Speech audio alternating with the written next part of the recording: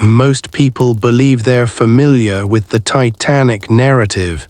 The iceberg collision, the insufficient lifeboats, the orchestra performing as the vessel descended. However, there's a crucial perspective that often goes unmentioned. Approximately 700 individuals boarded in third class, and the majority believed they'd struck gold with their tickets. This is the authentic experience of the ship's poorest passengers aboard history's most infamous vessel. If you're listening during the late hours, perhaps unwinding after an exhausting day, I'd appreciate if you'd subscribe and leave a comment sharing your location and current time. I'm always fascinated to know who's engaging with history during unconventional hours. Now, get comfortable beneath your covers, pull your blanket closer, because we're journeying somewhere vastly different from your present surroundings. We're returning to April 1912, and you won't be a passive observer, you'll experience it firsthand. Boarding at Queenstown, the tender vessel rocks beneath your feet while you gaze upward at something seemingly impossible. You've witnessed impressive things previously. Growing up in Cork meant the harbour brought various ships. But this structure floating in Queenstown Harbour transcends the definition of a ship. It resembles a floating metropolis, a cathedral positioned horizontally, every building from your village stacked and then doubled. The Titanic. Even its name carries mythological weight, suggesting something that shouldn't exist in reality, in your reality, in a world of potato cultivation, leaking cottage roofs, and your mother's rosary beads clicking during evening prayers. Yet here it stands, as tangible as the salt spray striking your face, as real as the 23 pounds sewn into your coat's lining, as concrete as the inspection card in your pocket declaring you sufficiently healthy, clean, and acceptable to board this marvel and sail toward America. Your identity is Cillian Brennan. You're 19 years old. You've never ventured more than 30 miles from your birthplace. And within approximately 15 minutes, you'll walk onto a ship whose construction cost exceeded the combined value of every farm in County Cork. The tender America transports roughly 120 passengers, predominantly Irish, predominantly young, predominantly terrified in that particular manner where you cannot stop smiling because ceasing to smile might trigger tears. And once the tears begin, they might never stop. Your cousin Patrick stands beside you, gripping the railing with such intensity his knuckles have blanched. He's 2 years your senior, supposedly the responsible one who orchestrated this entire journey. Currently, he appears on the verge of being sick over the side. Would you look at that? He exhales. You cannot look elsewhere.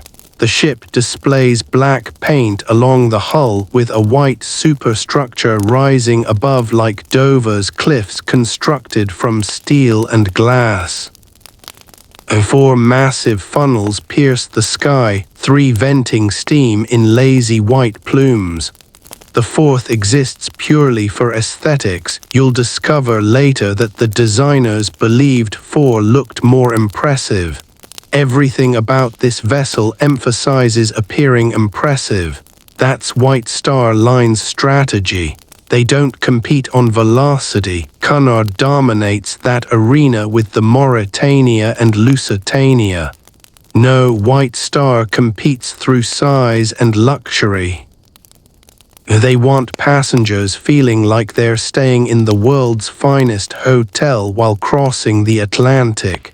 Even in third class, especially in third class actually.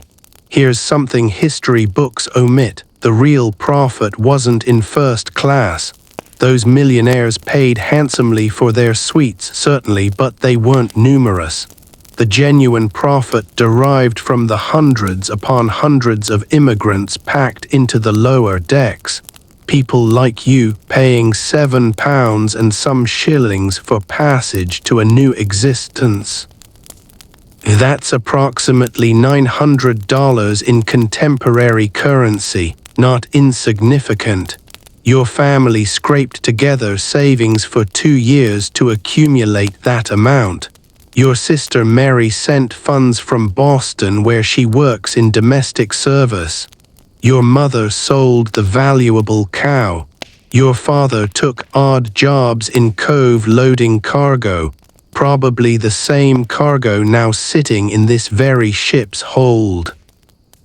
Also, you could stand here on this tender vessel, staring up at the largest moving object ever created by human hands, feeling simultaneously like the luckiest person alive and the smallest speck in the universe. The inspection and the boarding process at Queenstown represents organized chaos. You'd already undergone the initial inspection that morning at James Scott and Company's offices on the quay. A doctor examined your scalp for lice, your eyes for trachoma, your skin for infectious disease signs. He requested you cough, walk across the room, inquired about consumption in your family. This scrutiny exists because America doesn't want sick immigrants. U.S. immigration laws were explicit: bring disease across the Atlantic and you'd face rejection at Ellis Island, returned on the next ship at the shipping company's expense. So White Star conducted the filtering before boarding. Better rejecting you in Ireland than financing your round trip. You passed, obviously. You're young, healthy, strong from years of farm labor. The doctor barely glanced before stamping your papers and proceeding. But now, as the tender pulls alongside Titanic's massive black hull, another inspection occurs. Ship's officers in crisp white uniforms stand at the gangway, verifying tickets, inspection cards, ensuring the boarding passenger matches the manifest. Your heart hammers against your ribs, not from wrongdoing, but because this is the moment.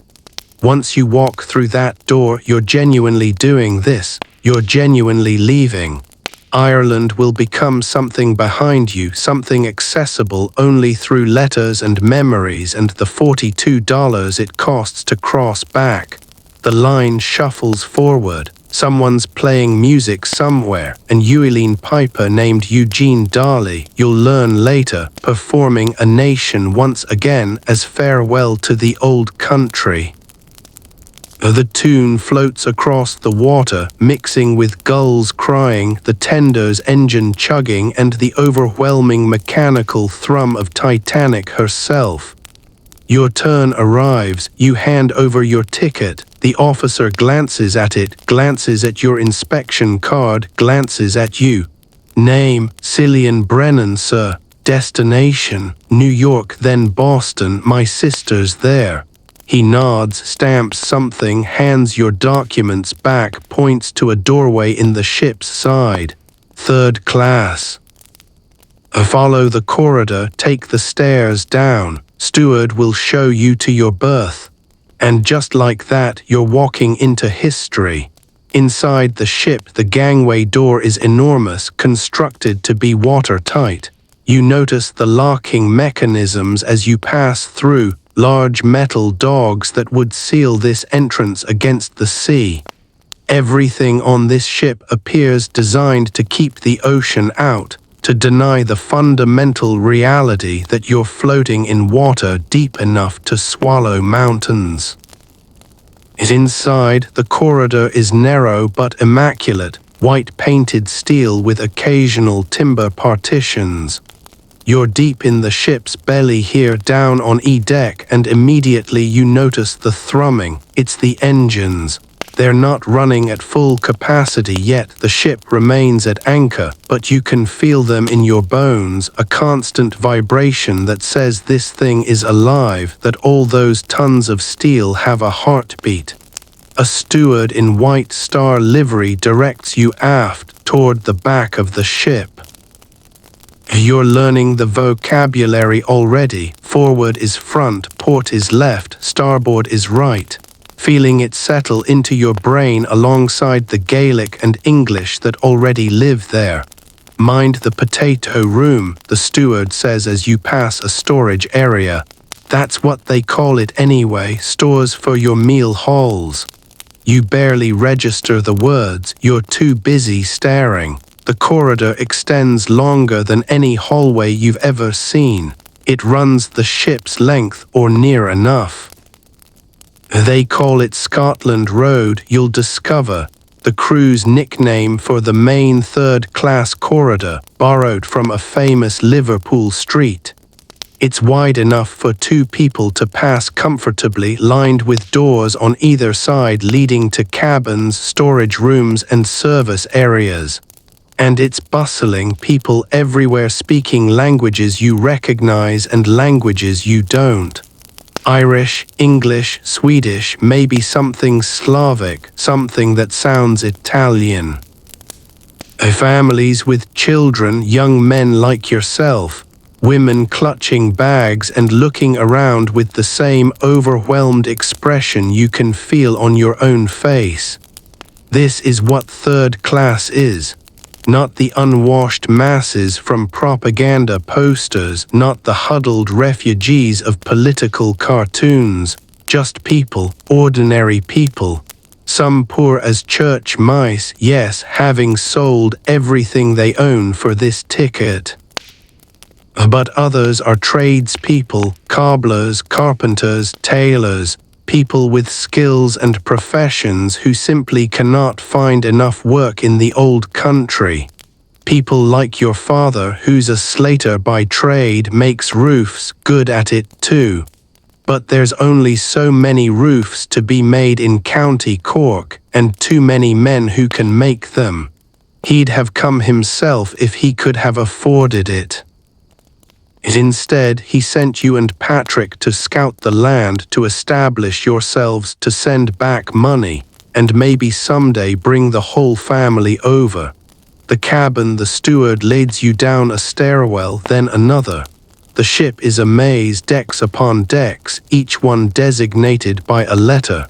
You started on E, went down to F, and now you're heading toward the aft section where families and single women are berthed. Wait, you're not a family, you're not a single woman, you're a young man. Why are they putting you back here? A cabin's full up forward, the steward explains when you ask. You and your cousin will be in with a family, the Brennans, it says here, any relation. Not that I know of, you say. Brennan's a common name, could be coincidence. Well, you'll have the upper bunks, family's got the lowers, 2 children, I think. Try not to step on anyone in the night. He stops at a door. Here you are, suppers at 5:30, dining saloons on F-deck forward, you'll hear the bugle. And then he's gone off to settle the next batch of confused immigrants. And you're standing in the doorway of your home for the next 6 days. The cabin is small, that's the first thing you notice. Maybe 10 feet long and 7 feet wide, with 2 sets of bunk beds built into the walls.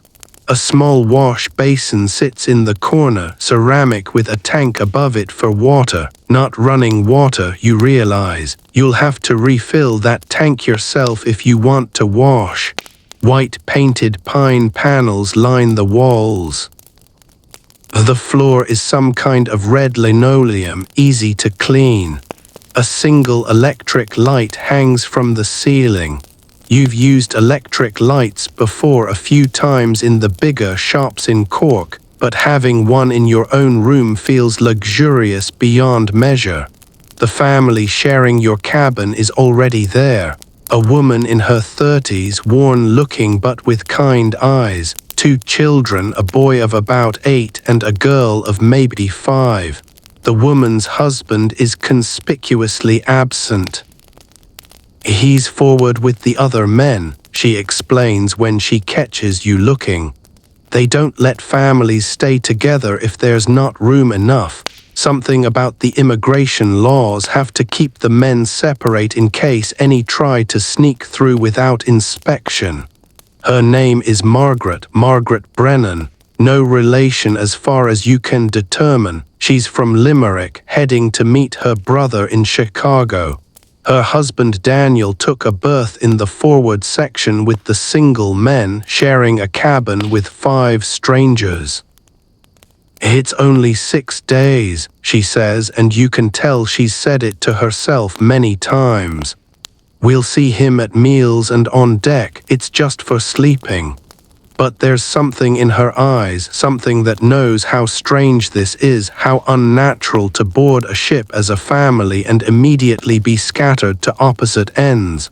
The children don't seem to mind. They're too busy being amazed by everything, the electric light, the porthole, the way the whole room vibrates gently with the engine's heartbeat.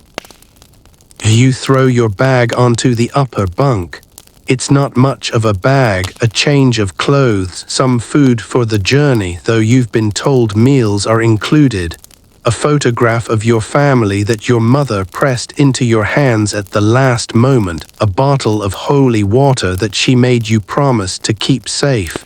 Patrick takes the other upper bunk. He's already pulling out his rosary, settling in for prayers. That's Patrick, always the devout one. You lie back on your bunk and feel the ship move beneath you. It's subtle. The Titanic is so massive that the small harbor waves barely touch her.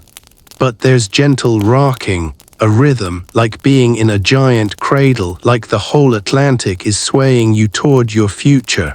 Departure, the walls are thin. You can hear everything coughing from the cabin next door, a baby crying somewhere down the corridor, footsteps on the deck above, the ever-present engine vibration that makes your bones hum. Back home, you shared a cottage with your entire family. Our privacy wasn't something you expected or really understood, but this is different. Here you're surrounded by strangers, people you'll never see again after New York, people who are all going through the exact same thing you are, this strange mix of terror and excitement, this leap into the unknown. A whistle blows somewhere above, long and loud. The ship shudders slightly. We're moving, Margaret says quietly, and you are. You can feel it now, the slow turn of the great vessel, the awakening of her engines to full power. Through the porthole, you watch the Irish coast begin to slide past. Green hills, stone walls, the spire of a church in the distance. Queenstown Cove, as you've always called it. The last bit of Ireland you'll ever see, maybe the last bit of the only world you've ever known. Someone in another cabin starts singing a Sean Nas, an old-style lament. The voice is high and clear and achingly beautiful. It floats through the thin walls and the narrow corridors and the whole vast humming machinery of the ship. And just like that, you're crying. Not sobbing, just silent tears running down your face as Ireland disappears behind you. Patrick's crying too, you can hear him trying to hide it in his bunk above the children. Margaret is holding her daughter close, face buried in the little girl's hair. Everyone is crying in this cabin, in the cabins around you, probably in cabins all over the third-class sections. 700 people and their collective heartbreak, floating away from everything they've ever loved. But you're also smiling, because tomorrow you'll wake up in the middle of the Atlantic Ocean on the largest ship in the world, heading toward a future that could be anything, Absolutely anything at all. The holy water bottle presses against your chest where you've tucked it into your shirt. Your mother's voice echoes in your memory, the last thing she said before you boarded the tender. Don't forget where you come from, but don't be afraid of where you're going. The singing continues. The ship moves on. The sun is setting somewhere beyond your porthole, painting the water gold and rose and purple. This is the beginning. This is third class on the Titanic. And for all its cramped spaces and thin walls and separation from your loved ones, for all the vibration and the noise and the strange food you'll eat and the stranger faces you'll meet, this is also the most extraordinary thing that's ever happened to you. You have no idea what's coming. None of you do, but that's for later, much later. Right now you're 19 years old and you're sailing to America, and the whole world is opening up before you like a flower finally seeing the sun. A first night right now, you're going to close your eyes and let the rocking of the ship carry you toward dreams of wide streets and tall buildings and your sister's face when she sees you at the station. Right now you're going to sleep. The thin mattress beneath you isn't much softer than your bed at home. The blanket is wool rough against your chin. There's no sheet, no pillowcase. You brought your own like the steward suggested, though most of your fellow passengers simply make do without. But it's warm and it's clean. And when you wake up in the morning, you'll be hundreds of miles from Ireland and hundreds of miles closer to everything you've ever dreamed of. The singing has stopped. The children below are breathing slowly, deeply, already asleep. Margaret whispers a prayer in the darkness. Patrick's rosary beads click softly, a sound like rain on a window. And the Titanic sails on, carrying you and 700 other dreamers across the dark Atlantic toward the morning that's waiting just beyond the horizon. A second day morning, you wake up to the sound of someone being sick. Not in your cabin, thank God, but close, very close, through the thin timber wall to your left. Close enough that you can hear every heave and splash and groan. The poor soul sounds like they're dying of their seasickness. You'll learn the word properly soon enough, though you've heard of it before. Some people just can't handle the motion of a ship. Their bodies rebel against the constant rocking, the endless rise and fall that never quite stops no matter how massive the vessel. You're lucky, your stomach is fine, a bit hungry maybe, but nothing churning or threatening to make an appearance. Patrick, on the other hand, looks green. He's gripping the edge of his bunk like he's afraid he'll fall off if he lets go. You all right? He shakes his head slowly, very slowly. Moving too fast seems to make it worse. I'll be grand, just need to find my sea legs. That's what they call it, finding your sea legs. The process of adjusting to life on a moving surface, training your body to compensate for the pitch and roll without thinking about it. Some people find them in a few hours, others take days, and some poor unfortunates never find them at all and spend the entire crossing hunched over buckets. Below you, the children are already awake. Little William is telling his sister Mary about a dream he had, something about horses made of clouds. Mary isn't impressed. She wants breakfast. Margaret is up and dressed, looking tired but determined. Women on this ship, especially mothers, don't have the luxury of lying in bed feeling sorry for themselves. There are children to feed and clothes to sort and a whole day of keeping little ones entertained in a small space to look forward to. Morning, she says when she sees you stirring. Sleep well, you did actually, better than you expected. The constant engine vibration that seemed so strange last night has become almost soothing now, like a heartbeat, like the ship is alive beneath you, carrying you along. Not bad, you tell her. Bit noisy though. She laughs. It's not really funny, but she laughs anyway, because what else can you do? It's not going to get quieter, is it, on a ship? True enough, nothing to do but wait. I'm not used to it. Back home, there's always work, always something that needs doing. Here, I feel useless. You know what she means. Your hands keep wanting to find tasks. Your body keeps expecting the rhythm of work that's defined your life since you were old enough to help in the fields. This idleness feels wrong, somehow unearned. It's only 6 days, you say, then back to work, God willing. She crosses herself, a quick automatic gesture. Assuming there's work to be found, my Patrick says there's plenty in Philadelphia. Factory work, domestic service, but you never know until you're there, do you? You don't. That's the gamble all of you are making, selling everything, leaving everyone, crossing an ocean on the promise that the other side will be better. And maybe it will, probably it will, but there are no guarantees. Exploring the ship, the cabin walls are made of thin timber panels. You realize now that you're looking at them in daylight, or what passes for daylight down here on E-deck. The single electric bulb gives everything a yellowish cast that makes it hard to tell what time it actually is. The walls don't go all the way to the ceiling. There's a gap at the top, maybe a foot or so, that opens right out into the corridor.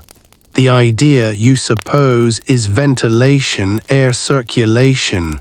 Down here in the bowels of the ship, you'd suffocate without some way for fresh air to move around. But it also means privacy is basically a joke. Every cough, every sneeze, every whispered conversation floats out through that gap and mingles with all the other coughs and sneezes and whispered conversations from all the other cabins. It's like living in one big room that's been divided up by curtains that don't quite close.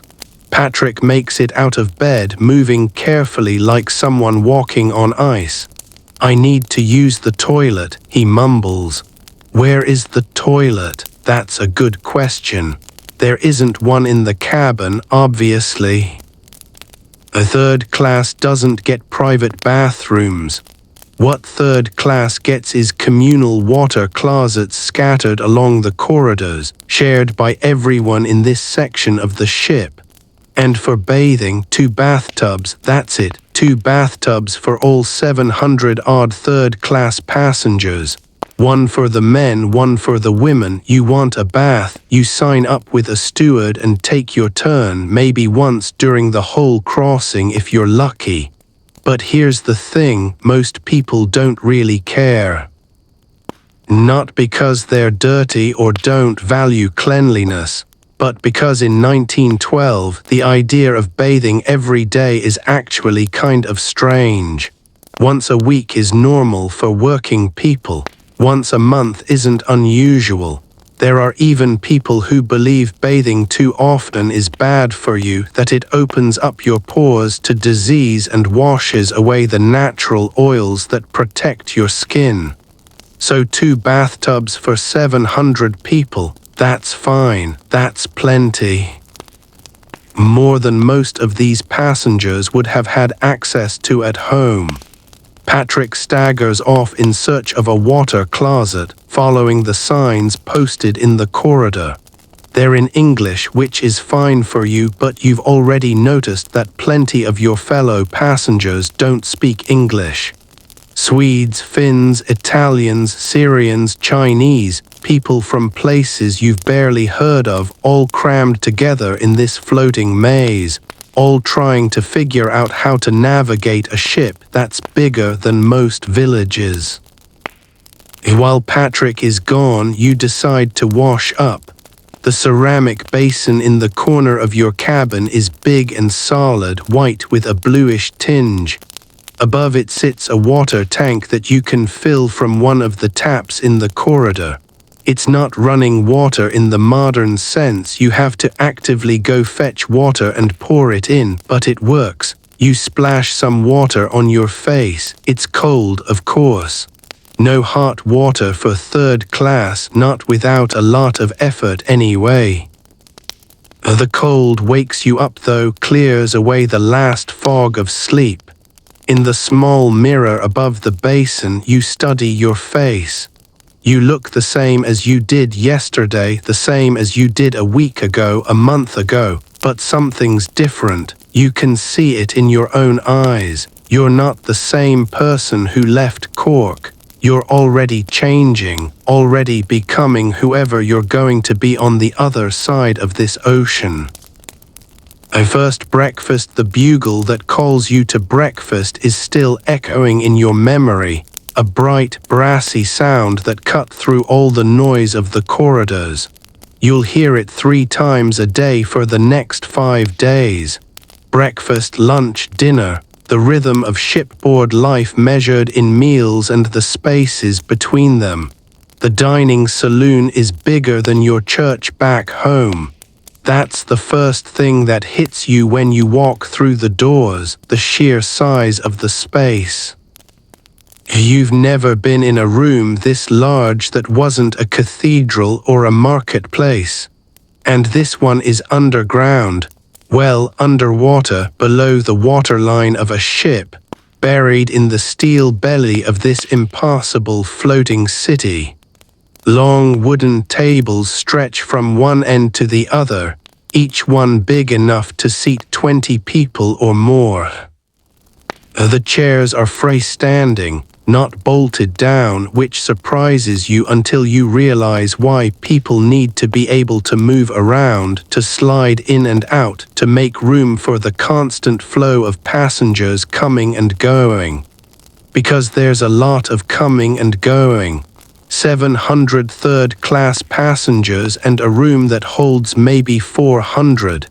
They do it in sittings, first sitting, second sitting.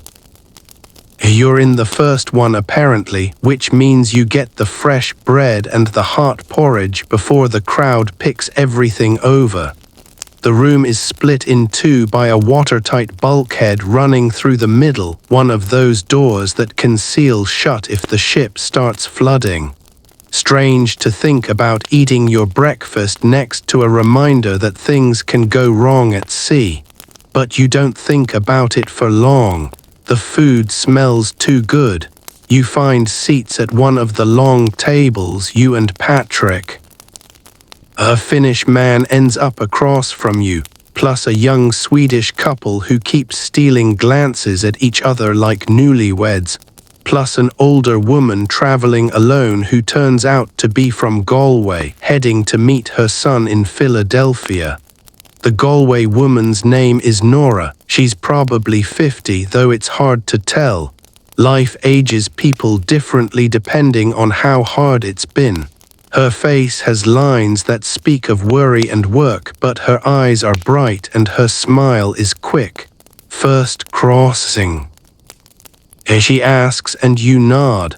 Third for me, she says, back and forth, back and forth. My Patrick went over 10 years ago, established himself, brought over his wife. Now it's my turn to see the grandchildren before I get too old to make the trip. Third crossing. You can't imagine doing this 3 times. Once feels like plenty, once feels like a miracle, but people do it all the time. You realize this isn't the edge of the world, it's just a big puddle with really good boats now. And people cross it like they cross the Irish Sea. Not casually exactly, but not as if it's the end of everything either. The steward arrives with breakfast. He's wearing a white jacket with a numbered badge on his arm, very official, very proper. And he's carrying a tray loaded with more food than you've seen in one place since Christmas dinner 2 years ago. Porridge first. Big steaming bowls of oatmeal with milk on the side. You haven't had oatmeal this thick and creamy since you were a child, and your grandmother made it special on feast days. The stuff you eat at home is thin and watery, stretched to feed as many mouths as possible. This is the real thing, this is luxury. Then come the eggs, scrambled, piled on a plate like little yellow clouds. Back home, eggs are for selling. You keep chickens, sure, but those eggs go to market to buy flour and salt and the other things you can't grow yourself. Eating eggs for breakfast is something rich people do, or apparently something third-class passengers on the Titanic do. Smoked herrings appear. You've never had them before. Patrick eyes them suspiciously. The Finnish man across from you lights up like someone just handed him gold. He says something in his language, clearly delighted, and starts eating with genuine pleasure. Bread and butter. Fresh bread, not the hard stuff you packed for the journey. Soft and warm and slathered with actual butter, not the margarine substitute you're used to. And marmalade, orange marmalade in little pots, which you've seen in shop windows but never actually tasted. You spread some on your bread, take a bite, close your eyes, sweet and bitter at the same time, tangy, bright, nothing like anything you've ever eaten before. Good, isn't it? Nora laughs at your expression. Wait until you try the plum pudding at dinner. That'll really knock your socks off. There's tea, of course, strong and hot, and coffee for those who prefer it. You've had coffee a few times before at the hotel in Cove where your father sometimes picked up work. It tastes like burned earth in your opinion, but plenty of people seem to love it. Sugar just sits there in a bowl in the middle of the table, free for the taking. You put some in your tea, then a little more. It's the sweetest cup you've ever had, and you can't help grinning like an idiot. This is third class, the cheapest passage on the ship, and you're eating better than you've eaten in months, maybe years. Around you, the room hums with conversation in a dozen languages. You catch fragments of English, Irish, something Nordic, what might be Italian or maybe Greek. The stewards move between tables like dancers, balancing trays, refilling cups, answering questions with patient smiles. Not everyone knows what to do with the food. You watch a family at the next table puzzle over the smoked herrings, the children poking at them like they might be alive. Their mother eventually takes a cautious bite, chews thoughtfully, then nods approval. The children follow her lead.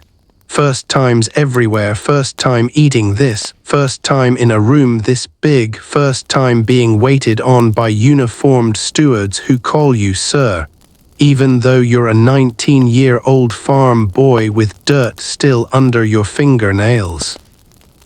The notice at the bottom of the menu catches your eye. Someone's left a printed card on the table listing the day's meals. At the very bottom in small type, any complaint respecting the food supplied, want of attention, or incivility should be at once reported to the purser or chief steward. For purposes of identification, each steward wears a numbered badge on the arm. Incivility. You've never seen that word before, but you can guess what it means. They're promising to treat you with respect. Even down here in third class, they're saying that if anyone is rude to you, you can report them and something will actually happen. That feels strange, revolutionary almost. You're used to being the bottom of the heap, the farmer's son, the Irish boy, the person who gets out of the way when someone more important needs to pass. And here's a ship that's promising in writing to be civil to you. Maybe that's just good business. Happy passengers tell their friends. A third-class people write home to their families. And if they say the Titanic treated them well, maybe those families book passage on White Star ships too. The money's not in first class, remember, the money's in volume, in hundreds of immigrants making the crossing every week, choosing White Star over Cunard over the German lines, but still it feels like something. The Swedish newlyweds are named Eric and Ingrid. They don't have much English, but enough to communicate the basics. Married 2 weeks ago, heading to Minnesota where Eric has family. He's a carpenter, she was a seamstress. They're young, younger than you maybe, and so clearly in love that it almost hurts to look at them. They're sitting shoulder to shoulder even though the bench is plenty wide. His hand keeps finding hers under the table. She laughs at everything he says even when it's not funny. The universal language of new love, spoken by humans everywhere, regardless of what words come out of their mouths.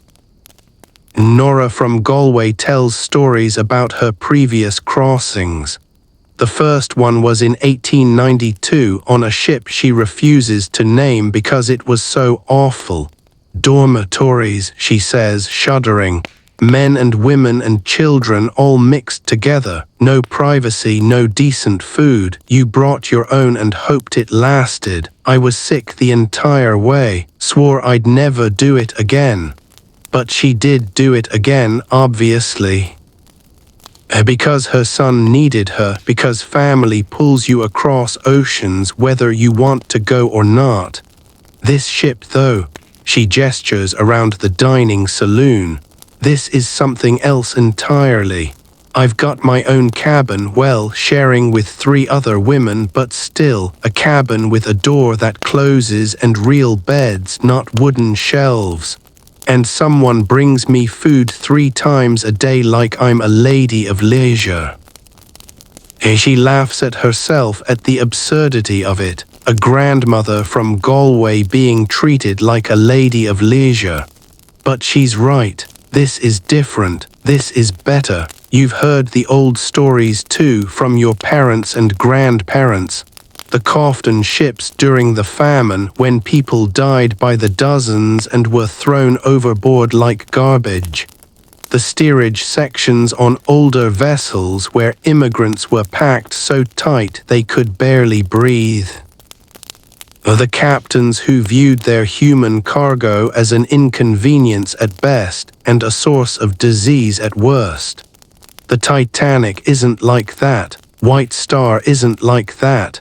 They figured out that treating people decently is actually good for business, that clean cabins and hot meals and stewards with numbered badges create a reputation that brings more customers through the door. Capitalism, your father would call it. The invisible hand of the market making things better, not out of kindness, but out of greed. He's suspicious of it, your father, raised on stories of landlords and exploiters and bosses who squeezed every last penny out of working people. But maybe it doesn't matter why they treat you well. Maybe it only matters that they do. After breakfast winds down. The stewards clear plates, collect cups, wipe down tables for the next sitting. You're supposed to leave now, make room for the hundreds of other passengers still waiting their turn. The second sitting will get the same food, though perhaps slightly less fresh, slightly more picked over. You hang your coat on one of the hooks along the wall before you leave. There's no cloakroom in third class, no place to store your things while you eat, just rows of hooks, simple and practical. Your coat hangs next to the Finnish man's heavy wool jacket and Nora's sensible shawl. Everyone's belongings mixed together, everyone's lives overlapping in this temporary floating community. The watertight bulkhead cuts through the middle of the dining saloon you notice on your way out. A massive steel wall with a door in it, designed to seal shut if water starts flooding in. It divides the room into 2 sections, forward and aft. Another reminder that you're on a ship, that all of this comfort and civilization is happening in a steel box floating over thousands of feet of cold, dark water. But you don't think about that. Nobody thinks about that. The ship is unsinkable, they say. The most advanced vessel ever built. Watertight compartments, double bottom hull, all the latest safety features. You think about lunch instead. The menu card said rice soup, roast beef with brown gravy, boiled potatoes and sweet corn, plum pudding for dessert. Dessert. You're going to eat dessert today in the middle of the Atlantic Ocean on a ship that feeds you 3 meals a day and calls you sir and promises in writing to treat you with civility. Whatever happens in America, whatever struggles wait for you on the other side, you're going to remember this. This moment, this feeling of walking out of a dining saloon with a full stomach and a warm feeling in your chest, knowing that lunch is only a few hours away and dinner after that. 6 days of this. 6 days of being fed and sheltered and carried toward your future. 6 days before the hard work begins again. You're going to enjoy every minute of it. Patrick is beside you, looking better than he has since you boarded. Food helps with seasickness, it turns out, or maybe his body is finally adjusting. Either way, the green tinge is gone from his face and he's walking steadier. What do you want to do now? He asks. Good question. You've got hours until lunch, hours with nothing required of you, no work to do, no chores waiting. It's a foreign feeling, this abundance of free time. Let's explore, you say. See what else this ship has. Because there's more, you know, common rooms and open decks and spaces you haven't discovered yet. A whole floating world waiting to be explored while the Atlantic slides past beneath you. On deck, the sky hits you like a physical thing. After hours in the enclosed spaces below, the corridors and cabins and the windowless dining saloon, stepping onto the open deck feels like being born again. The wind, the salt smell, the endless blue stretching in every direction until it meets the endless blue of the ocean. You stop at the top of the stairs and just breathe. Patrick does the same beside you. Neither of you speaks, there's nothing to say. The Atlantic Ocean is spread out before you, behind you, on every side of you.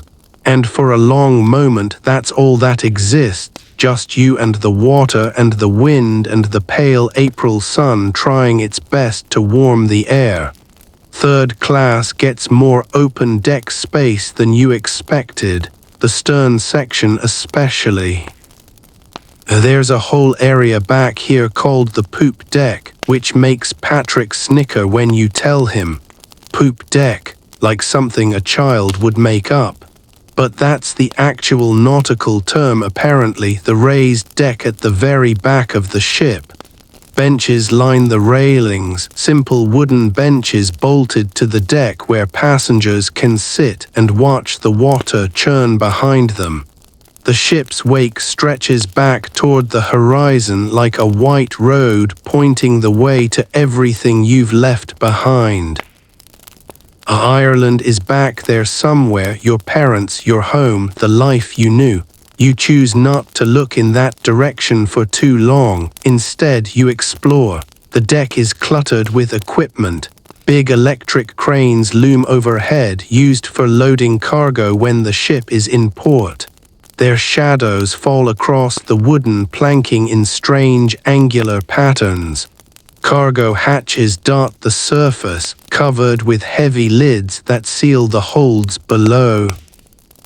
If you lifted one of those lids and looked down, you'd see a shaft dropping 5 stories into the belly of the ship where all the trunks and crates are stored.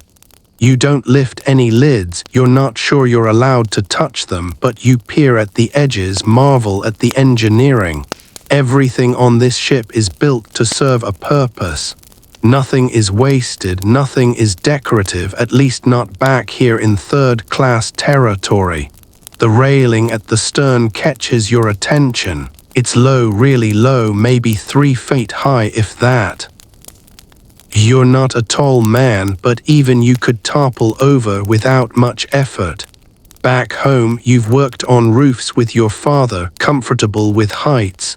But looking over this railing at the churning water below makes your stomach clench in a way that climbing never did. The water is far down and cold and moving fast. You step back from the edge. Other passengers are out here enjoying the air. Families mostly, since this is the stern section where women and children are quartered. A group of kids runs past you, playing some kind of chasing game, their laughter sharp and bright in the salt wind. Their mothers watch from the benches, calling out warnings not to run so fast, not to get so close to the railing. Nobody mentions the thing that everyone is thinking, that a child could fit through those railings, that the gap between the posts is wide enough for a small body, that one slip, one stumble, one moment of inattention could mean disaster. But then, life is always like that, isn't it? Full of dangers we learn to live with. The river near your village has drowned children. The roads have crushed people under cartwheels. The factories in the cities chew up workers and spit them out broken. This railing is just one more risk in a world made of risks. You find a bench and sit. Patrick joins you. The sun is weak but present, and with the wind blocked by the ship's superstructure, you can almost feel warm if you close your eyes and imagine it. The ship moves beneath you. You hadn't really noticed it below decks. Down there, the vibration of the engines masks everything else. But up here in the open air, you can feel the Titanic's actual motion. Long, slow rolls from side to side, gentle pitches forward and back.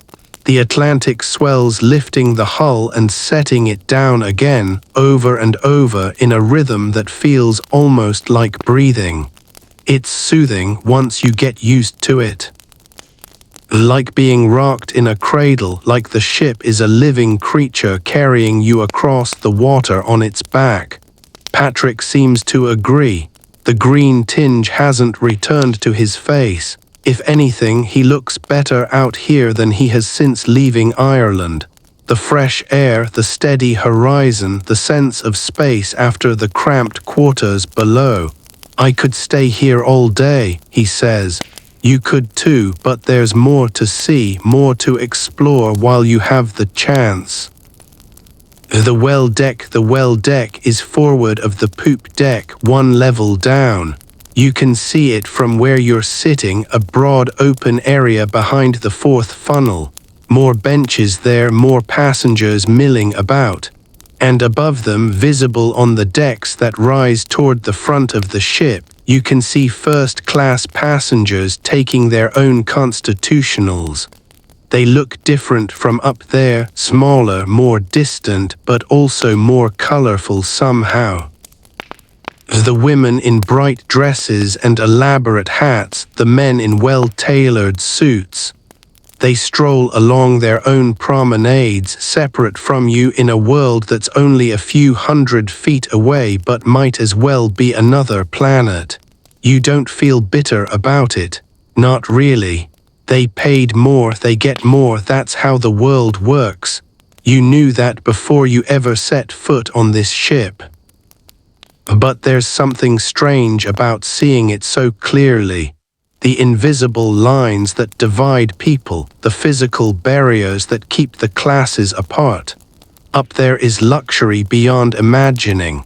Down here is comfortable but simple. And between them nothing but steel and wood and the unspoken agreement that everyone will stay where they belong. You wonder if any of them ever look down if they see you and the other third-class passengers and wonder about your lives, your stories, your reasons for being here. Probably not. Why would they? You're just the cargo that happens to be human, the bodies being transported across the ocean to fill American factories and farms and cities. Valuable in aggregate, perhaps invisible as individuals, but that's fine. You don't need them to see you. You have your own life to live, your own future to build. Let them have their parlor suites and their 10-course dinners and their Turkish baths. You have a full stomach, a warm bed, and a ticket to the other side. That's enough. That's plenty. You and Patrick make your way down to the well deck. It's busier here, more sheltered from the wind. People cluster in small groups, chatting, passing the time.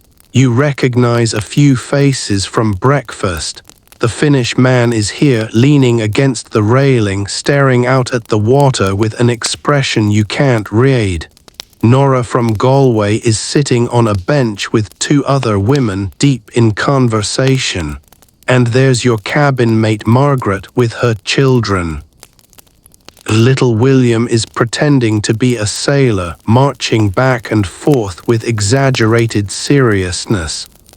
Mary is sitting at her mother's feet, playing with something she found on the deck, a bit of rope maybe, or a discarded button. Margaret waves when she sees you. Getting some air, she asks. Needed to see the sky, you reply. She nods, understanding.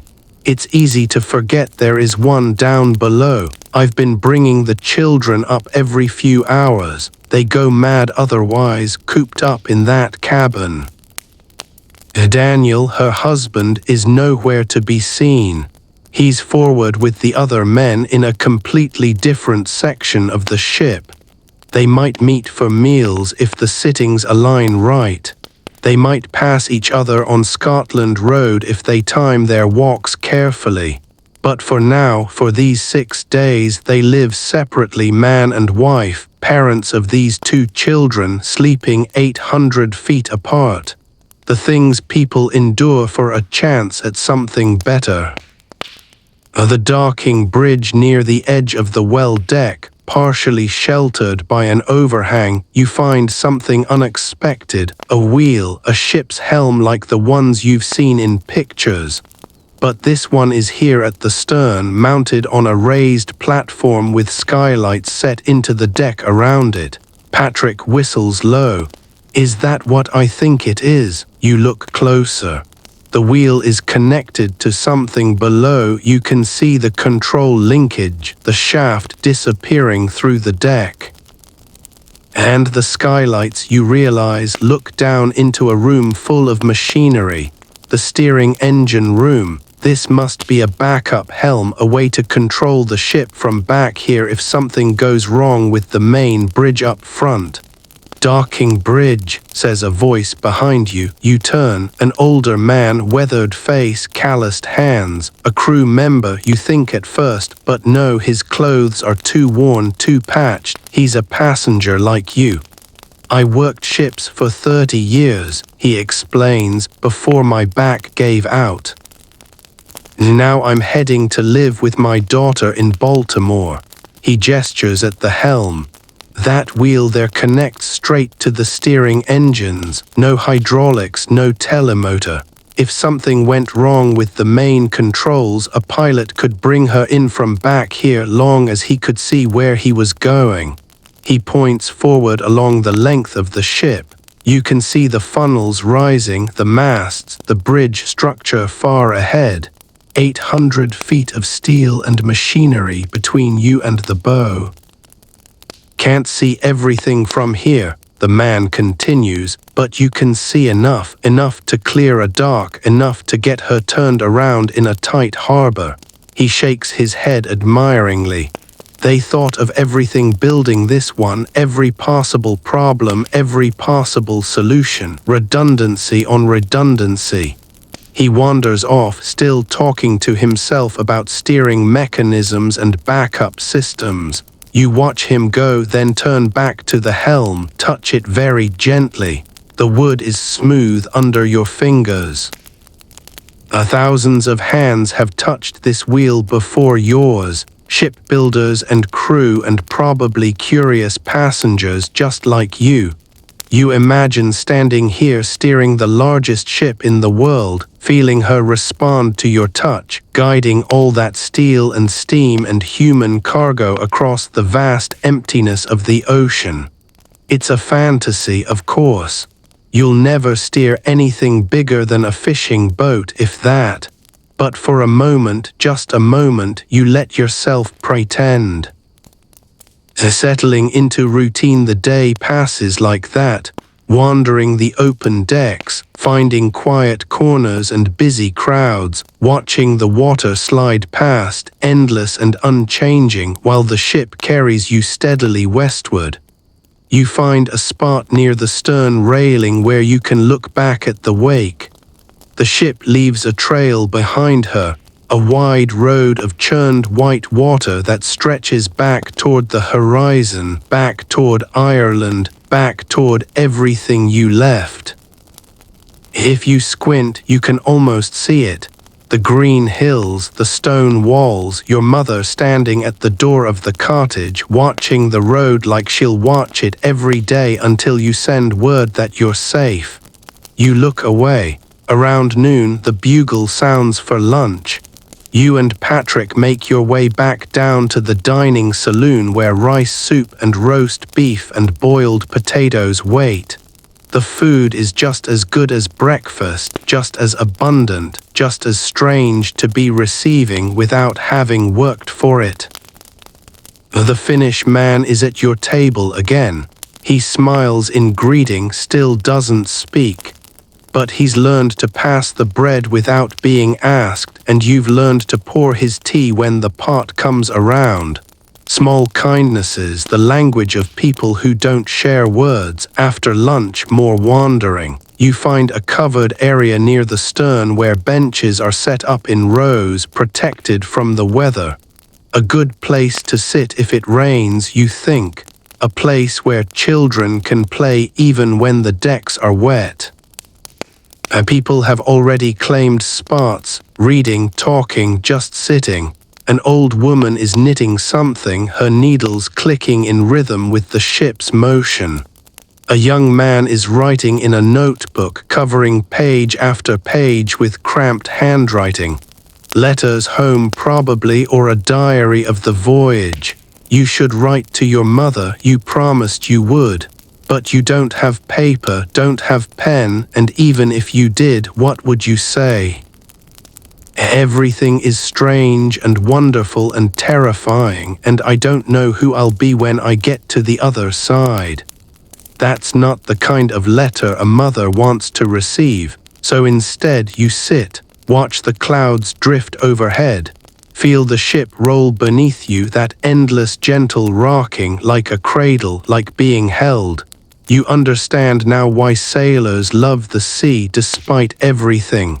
There's something peaceful about being carried, about surrendering control to something so much larger than yourself. You let your mind empty out until there's nothing but the present moment, this deck, this bench, this pale April sun. Patrick falls asleep beside you, his head drooping onto your shoulder. You don't move him, let him rest. The seasickness took more out of him than he wants to admit, and sleep is the best medicine for whatever ails you. The afternoon stretches on. The sun moves across the sky, invisible behind a thin veil of clouds. The temperature drops slightly as evening approaches. You'll need to go back inside soon, back to the cabin, back to the corridors and the crowds and the thin walls that share everyone's secrets. But not yet, not quite yet. For now you're going to sit here and watch the horizon, watch the endless water that separates your old life from your new one, watch the sky darken slowly toward night. Tomorrow you'll do this again, and the day after, and the day after that. 4 more days of this floating between worlds, this suspended time when nothing is required of you except to wait. Then America, then the real journey begins. But that's tomorrow's problem. Today you're just going to breathe. Evening, the cold drives you inside eventually. April in the North Atlantic isn't winter exactly, but it's not warm either. The wind cuts through your coat after an hour or two on deck, finds all the gaps where the stitching has worn thin. Your fingers go numb, your ears start to ache.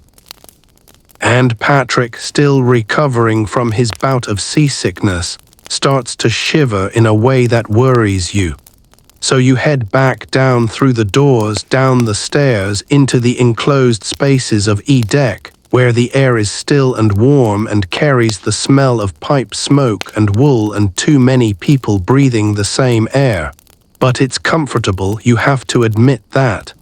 As your eyes adjust to the dimmer light, as the warmth seeps back into your frozen fingers, you realize this space is nicer than you expected, much nicer. There's a covered area near the stairs, a kind of sheltered promenade with benches built into the walls, protected from the weather but still open enough to feel less claustrophobic than the corridors below. People are gathered here, talking in small groups, reading, just sitting. It feels like the lobby of a hotel, not a fancy hotel but a respectable one. The kind of place your family could never afford but always walked past with a mixture of curiosity and longing. Patrick finds a seat and sinks into it gratefully. His face has gone pale again, though from cold rather than sickness. You sit beside him and let the warmth do its work. From here you can see two doorways leading to larger rooms, the smoking room on one side, the general room on the other, separated by a bulkhead, each serving a different purpose, a different crowd. I'm going to look around, you tell Patrick. You rest. He nods, already half asleep. The combination of fresh air and warmth has knocked him out. You leave him there and walk toward the smoking room, curious what you'll find. The smoking room, it looks like a pub, that's your first thought. You push through the door and find yourself in a space that could have been lifted straight from any decent drinking establishment in Cork or Dublin. Wood paneling on the walls, simple but comfortable furniture. A warmth that comes from bodies and conversation and the faint haze of tobacco smoke hanging in the air. Men fill the room, only men. This is their territory, their retreat from the mixed company of the rest of the ship. They sit in small groups, talking, playing cards, nursing glasses of whiskey or porter. Some smoke cigarettes, others have pipes clenched between their teeth. A few are working on plugs of chewing tobacco, spitting into the brass spittoons scattered across the floor. The spittoons surprise you. They're everywhere, little brass bowls positioned at regular intervals, catching the brown streams of tobacco juice that men fire toward them with varying degrees of accuracy. The floor around them is stained despite their presence. Some things, you suppose, can't be entirely contained. You find an empty seat near the wall and settle in. Nobody pays you much attention. You're just another young man in a room full of young men, all of you heading somewhere, all of you leaving something behind. The wood paneling on the walls is simple but handsome, not the fancy carved stuff you imagine they have up in first class, but solid and well made. Someone took time with this room, chose the colors, carefully picked furniture that would last. It's the kind of craftsmanship your father would appreciate if he ever saw it, the joints fitting tight, the surfaces sanded smooth. No shortcuts, no cheap materials. You run your hand along the arm of your chair. Good wood, oak, probably built to handle years of use by rough men with calloused hands. The card game at the next table draws your eye. 5 men hunched over a battered deck, coins stacked in the center. Poker maybe, or some game you don't recognize. They're speaking a mixture of English and something else, German perhaps, or Dutch. One of the men has a thick mustache that curls at the ends, waxed into points. He seems to be winning, if the pile of coins in front of him is any indication. A steward appears from somewhere, a pantry in the back that you hadn't noticed. He's carrying a tray with glasses and bottles, making rounds of the room. When he reaches your corner, he pauses. "Something to drink, sir, sir." There it is again, that word they keep using even though you're obviously nobody important. "What do you have?" "Whiskey, porter, stout, ale, tea if you prefer." You order a porter and fish a coin from your pocket. The steward takes it, returns a moment later with a glass filled with dark liquid. It's good, better than the stuff at home actually. Smoother, less bitter. You sip it slowly, making it last. Around you, conversations rise and fall like waves. You catch fragments, stories of where people are going, what they're hoping to find. A man from Liverpool heading to join his brother in Chicago. A Scandinavian farmer who sold everything he owned to buy passage, betting his entire future on a piece of land in Minnesota.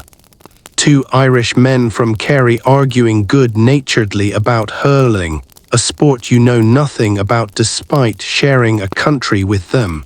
The room feels alive in a way that the cabins and corridors don't. Down there, everyone is just passing through on their way somewhere else. Here, people have stopped, settled, made themselves at home, at least for an hour or two. The tobacco smoke and the quiet clink of glasses and the low murmur of voices create something that feels almost domestic, homey. You finish your porter and consider ordering another. But money is tight. Every coin you spend here is a coin you won't have in America, and you don't know how long it will take to find work, how many weeks you might have to stretch your savings before the first paycheck comes. So you leave the glass on the table and stand, nod to the men at the card game who ignore you entirely. Make your way back through the door and into the covered promenade where Patrick is still sleeping, slumped against the wall with his mouth slightly open. The general room is on the other side. You decide to look. It's similar to the smoking room in layout but completely different in atmosphere. Brighter, for one thing, portholes line the walls, letting in the grey afternoon light. And quieter despite having more people. Families are here, women with children, older folks who don't want to breathe tobacco smoke for hours on end. The furniture is simpler, wooden benches and chairs, no upholstery but clean and sturdy, and arranged in clusters that encourage conversation. People have spread out, claimed their spots. A mother nurses an infant in one corner, a shawl draped over her shoulder for privacy. Children play on the floor, some kind of game with string that you vaguely remember from your own childhood. Old women knit. Old men doze. The air smells different in here, cleaner, no tobacco, just wool and soap and the faint milky smell of babies. It's a domestic kind of space. Despite being on a ship in the middle of the ocean, the women have made it their own, staked out territories, established routines. You can see who sits where by the worn spots on the benches, the way people move automatically to their usual places. Near the back, a door is marked crew only. It leads to the steering engine room someone told you earlier, the massive machinery that turns the rudder that actually controls where this giant vessel goes. All that power hidden behind a simple wooden door while families sit and chat a few feet away. Margaret is here, your cabin mate, with her children. She's talking to another woman, a young mother with twins who keeps having to interrupt the conversation to separate the boys when they start fighting, which is constantly. You wave. Margaret waves back but doesn't call you over. She's deep in conversation, leaning forward, speaking intently. Women's business probably, the things they talk about when men aren't around. You don't take offense. Instead, you find a seat by one of the portholes and look out at the water. The light is different now, afternoon fading toward evening. The sun is somewhere behind the clouds, invisible but still casting its pale glow across the waves. The ocean looks different from in here, smaller somehow. Framed by the round porthole, it becomes just a picture. A scene you're watching rather than a world you're floating in. Thoughts of home, you think about your mother. She'll be worried by now. It's been 3 days since you left Cork, since you hugged her goodbye at the train station and promised to write as soon as you reach New York. 3 days of her not knowing where you are, whether the ship is sailing smoothly, whether you're eating enough, sleeping enough, staying warm. Mothers worry, that's what they do, it's their job. Your father probably isn't worried, he's a practical man, your father. Once a thing is done, it's done, no point fretting over what you can't control. He'll be working the farm same as always, feeding the animals, mending the fences, doing the 1,000 small tasks that keep a poor Irish family alive from one season to the next. He didn't cry when you left, neither did you. You shook hands like men and he said something about keeping your head down and working hard, and that was it. No speeches, no big emotional scenes, just a handshake and a nod, and then you were walking away toward the train, toward the ship, toward whatever comes next. You wonder if he regrets that now, if he wishes he'd said more. Or if he's exactly the same as always, stoic and steady, not wasting energy on feelings that won't change anything. You'll write to them soon when you get to America, when you have an address to give them, a place where they can write back. Right now, a letter would just be words into the void. You can't receive mail on a moving ship. So for now, you just sit, watch the water, let your mind drift. The room fills up as evening approaches, more families coming in from the cold decks, more children running around, getting in everyone's way. The noise level rises, but it's a comfortable noise, the sound of people living their lives, talking, laughing, arguing, existing.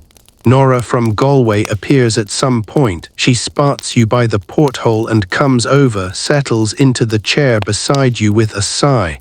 Long day, she says. They're all long days, aren't they, on a ship? She laughs. True enough, nothing to do but wait. I'm not used to it. Back home, there's always work, always something that needs doing. Here I feel useless. You know what she means. Your hands keep wanting to find tasks. Your body keeps expecting the rhythm of work that's defined your life since you were old enough to help in the fields. This idleness feels wrong, somehow unearned. It's only 6 days, you say, then back to work, God willing. She crosses herself, a quick, automatic gesture, assuming there's work to be found. My Patrick says there's plenty in Philadelphia, factory work, domestic service. But you never know until you're there, do you? You don't. That's the gamble all of you are making, selling everything, leaving everyone, crossing an ocean on the promise that the other side will be better. And maybe it will, probably it will, but there are no guarantees. Dinner, the bugle sounds for dinner. Third sitting, you're sitting apparently, though you're still not entirely sure how the schedule works. Everyone starts gathering their things, collecting their children, moving toward the doors. You and Nora walk together to the dining saloon. Patrick joins you somewhere along the way, rubbing sleep from his eyes. He looks better, the rest did him good. Dinner is everything the menu promised. Cold meat and cheese and pickles, fresh bread and butter, stewed figs and rice, something called cabin biscuits, which turn out to be hard, dry crackers that you're supposed to dip in tea to soften. The cheese is sharp and crumbly, English cheddar, someone says. The pickles are vinegary, the kind that make your mouth pucker. And the stewed figs are sweet enough to qualify as dessert, soft and sticky, swimming in a sauce that tastes faintly of cinnamon. You eat slowly, there's no rush. The stewards keep the tea coming, pot after pot, and the dining saloon buzzes with conversation in a dozen languages. At the table behind you, a group of young men are singing something in Swedish. At the table ahead, two old women are arguing in what might be Polish. The noise washes over you like music. The Finnish man is at your table again. You've started thinking of him as a fixture, a permanent part of the dining saloon landscape. He still doesn't speak English, but you've developed a kind of communication anyway, nods and smiles and gestures. He shows you the proper way to eat the cabin biscuits, dunking them in his tea for exactly the right amount of time before biting. Too short and they're still rock hard, too long and they dissolve into mush. Night after dinner, you're tired. The day has been longer than it felt, all that walking and exploring and sitting in the cold. Your body wants sleep, but first you go back to the cabin, wash your face in the basin. The water is cold, of course it's always cold, but clean, drawn from the freshwater tanks deep in the ship. You splash it on your cheeks, feel the chill tighten your skin.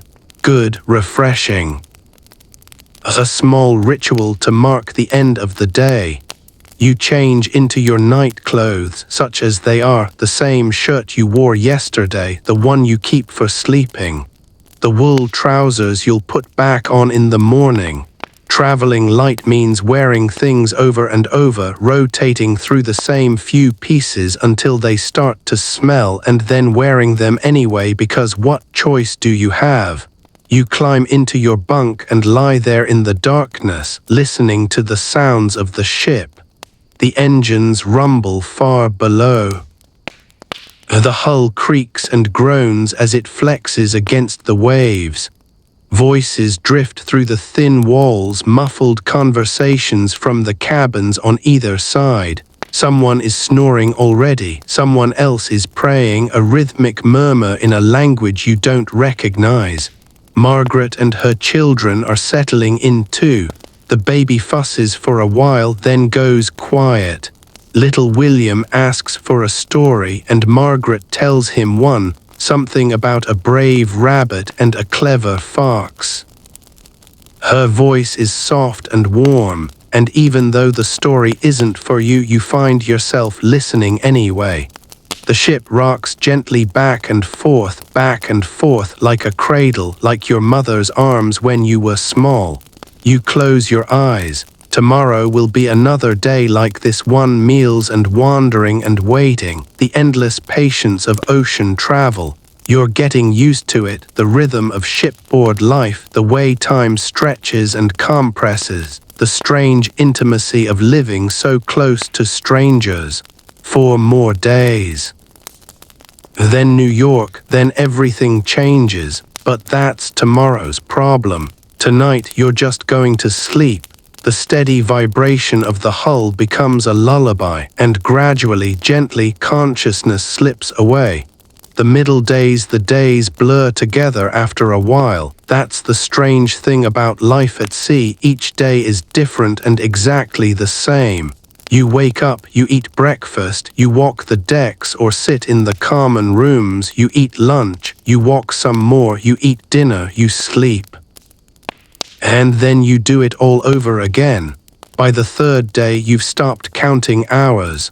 By the fourth, you've almost forgotten what land looks like. The ocean is your whole world now. The steel corridors, the rocking deck, the endless horizon that never gets any closer no matter how long you stare at it. Your body has adjusted to the ship's motion. That constant gentle sway that made Patrick sick feels natural now, normal. You don't even notice it anymore except at night when the rocking helps you fall asleep. The other passengers have become familiar. Not friends exactly, you don't know most of their names, but you recognize their faces, their habits, their places in the daily rhythm of shipboard life. The Finnish man who always sits in the same spot at meals. Nora from Galway with her endless stories about her grandchildren. The Swedish newlyweds who still can't keep their hands off each other. Even the stewards have become predictable. You know which ones smile and which ones don't, which ones fill your teacup without being asked and which ones make you wait. Small differences that mean nothing and everything when you're trapped in a floating box with the same people day after day. Saturday passes, another day of walking and eating and waiting. The weather turns colder. You can see your breath on the open decks now, little puffs of white that vanish almost before they form. The sun shines, but there's no warmth in it. April in the North Atlantic. Winter hasn't quite let go yet. People talk about the cold in the smoking room, in the general room, on the decks. How it came on suddenly, how the temperature dropped overnight. Old sailors among the passengers nod knowingly and mutter about ice. There's ice up here, they say. Bergs and floes and pack ice drifting down from the Arctic. Ships see them all the time this time of year. You don't think much about it. Ice is the captain's problem, not yours. He knows these waters, he knows his ship. Let him worry about what's floating out there in the darkness. Sunday, April 14th, Sunday morning dawns clear and bright and colder still. It's April 14th, 5 days since you boarded at Queenstown. One more day, maybe two, before you reach New York. The end is close now, you can almost taste it. After breakfast, word spreads through third class, Mass is being held. Two priests from second class are conducting services, one in English and French, one in German and Hungarian. Catholics are invited to attend. You go, of course you go. Your mother would never forgive you if she found out you were on a ship with a priest and didn't take communion. And besides, it feels right somehow. One last Mass before everything changes. One last moment of the faith that's shaped your whole life before you step into a country built by Protestants. The service is held in one of the common areas. Not a proper church, obviously, no pews, no altar, no stations of the cross. Just a room full of people standing and kneeling on the hard floor while Father Biles leads them through the familiar rhythms of the liturgy. The priest is English, middle-aged, balding, with a gentle voice that carries surprisingly well. He speaks in Latin first, then English, then French, repeating the key phrases so everyone can follow. The German priest, Father Peruschitz, handles the translations for the Central Europeans. His sermon is about faith, about trusting in God's plan even when the path is unclear, about the courage it takes to leave everything familiar and step into the unknown. He might be talking about Abraham, about the Israelites, about any of the wanderers in Scripture. But everyone knows he's really talking about them, the immigrants, the people crossing the ocean to start new lives. You kneel when you're supposed to kneel, stand when you're supposed to stand, speak the responses that you've been saying since before you could read. The Lord be with you, and with your spirit. The words come automatically like breathing. Around you, fellow Catholics do the same. Irish and Italian and Polish and German, all united for this moment in the ancient rituals of the Church. Different languages, different backgrounds, different reasons for being on this ship, but the same faith, the same prayers, the same hope for salvation. You think about your mother again. She's at Mass right now too, probably. Sunday morning in Cork, the little church where you were baptized, where you received your first communion, where you'll never set foot again. She's kneeling on the same hard wooden bench she's knelt on every Sunday since she was a girl, praying for her son who's somewhere on the ocean. The thought makes your chest tight, homesickness sharp and sudden. You push it down. No time for that, no use for it. You made your choice, now you live with it. After communion, after the final blessing, people scatter back to their routines, the dining saloon for those who missed breakfast, the decks for those who want fresh air despite the cold, the common rooms for everyone else. Afternoon on deck, you spend the afternoon in the general room, watching life happen around you. Children play, women talk, old men doze in corners. Someone has brought out a deck of cards and a game is forming at one of the tables. You don't know the rules, but you watch anyway, something to pass the time. Margaret appears at some point with her children. Little William is restless, bouncing off the walls, driving his mother slowly insane. Mary is quieter, content to sit at her mother's feet and play with the same bit of rope she's been carrying around since you boarded. He's going stir crazy, Margaret says, nodding at her son. Needs to run, there's no space for it down here. You offer to take him up to the deck, let him burn off some energy. Margaret accepts gratefully, and you spend the next hour chasing William around the well deck while he pretends to be a pirate or a soldier or a whale, depending on his mood. The cold bites at your ears, your fingers go numb, but William doesn't seem to notice. He runs until his cheeks are red and his breath comes in gasps, and then he runs some more. Children are different. They don't feel the cold the way adults do, or maybe they just don't care. When you finally bring him back inside, he's calm, exhausted, ready for a nap. Margaret thanks you with eyes that say more than her words. Dinner and dancing. Dinner is the usual affair: cold meat and cheese, bread and butter, gruel and cabin biscuits. You eat without really tasting it. The food has become routine, like everything else. You've stopped marveling at the abundance and started treating it as your due. After dinner, something changes. It starts in the general room. Someone has a fiddle, someone else has a whistle. A third person sits down at the piano in the corner, runs their fingers across the keys, starts to play. Music fills the room, not the polished orchestral music you imagine they have up in first class. This is rougher, rawer. Folk tunes from a dozen countries, played by people who learned from their parents and grandparents, who carry songs in their blood the way they carry names. People start to clap, to tap their feet, and then inevitably to dance. It happens organically, no announcement, no formal invitation. Just a few people stepping into the open space between the benches, starting to move. An Irish couple first, spinning through a jig they've probably danced 1,000 times at village gatherings back home. Then others join, Italians and Scandinavians and Germans, each bringing their own steps, their own traditions. You watch from the edge of the room, grinning like an idiot.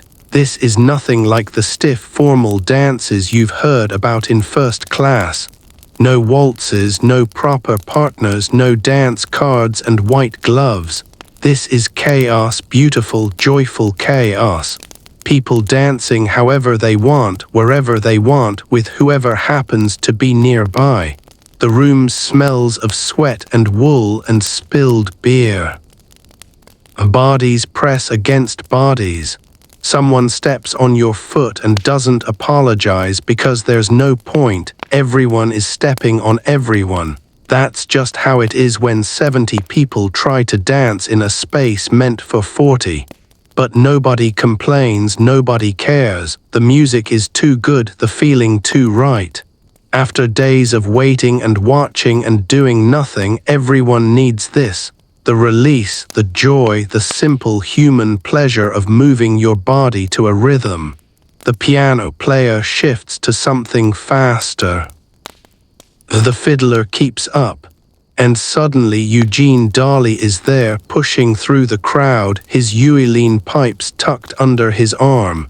You recognize him immediately, the piper from the dock at Queenstown, the one who played A Nation once again as Ireland disappeared behind you. He'd been crying then, he's not crying now. Now he's grinning, face flushed, fingers already finding the chanter as he squeezes the bag. The pipes wail to life. There's something about the sound of ukulele pipes that goes straight to your spine. That high-keening melody, ancient and mournful and alive all at once. It doesn't matter what song he's playing, the sound itself is enough. The sound of Ireland, of home, of everything you left behind. But tonight, Dali isn't playing mournful songs.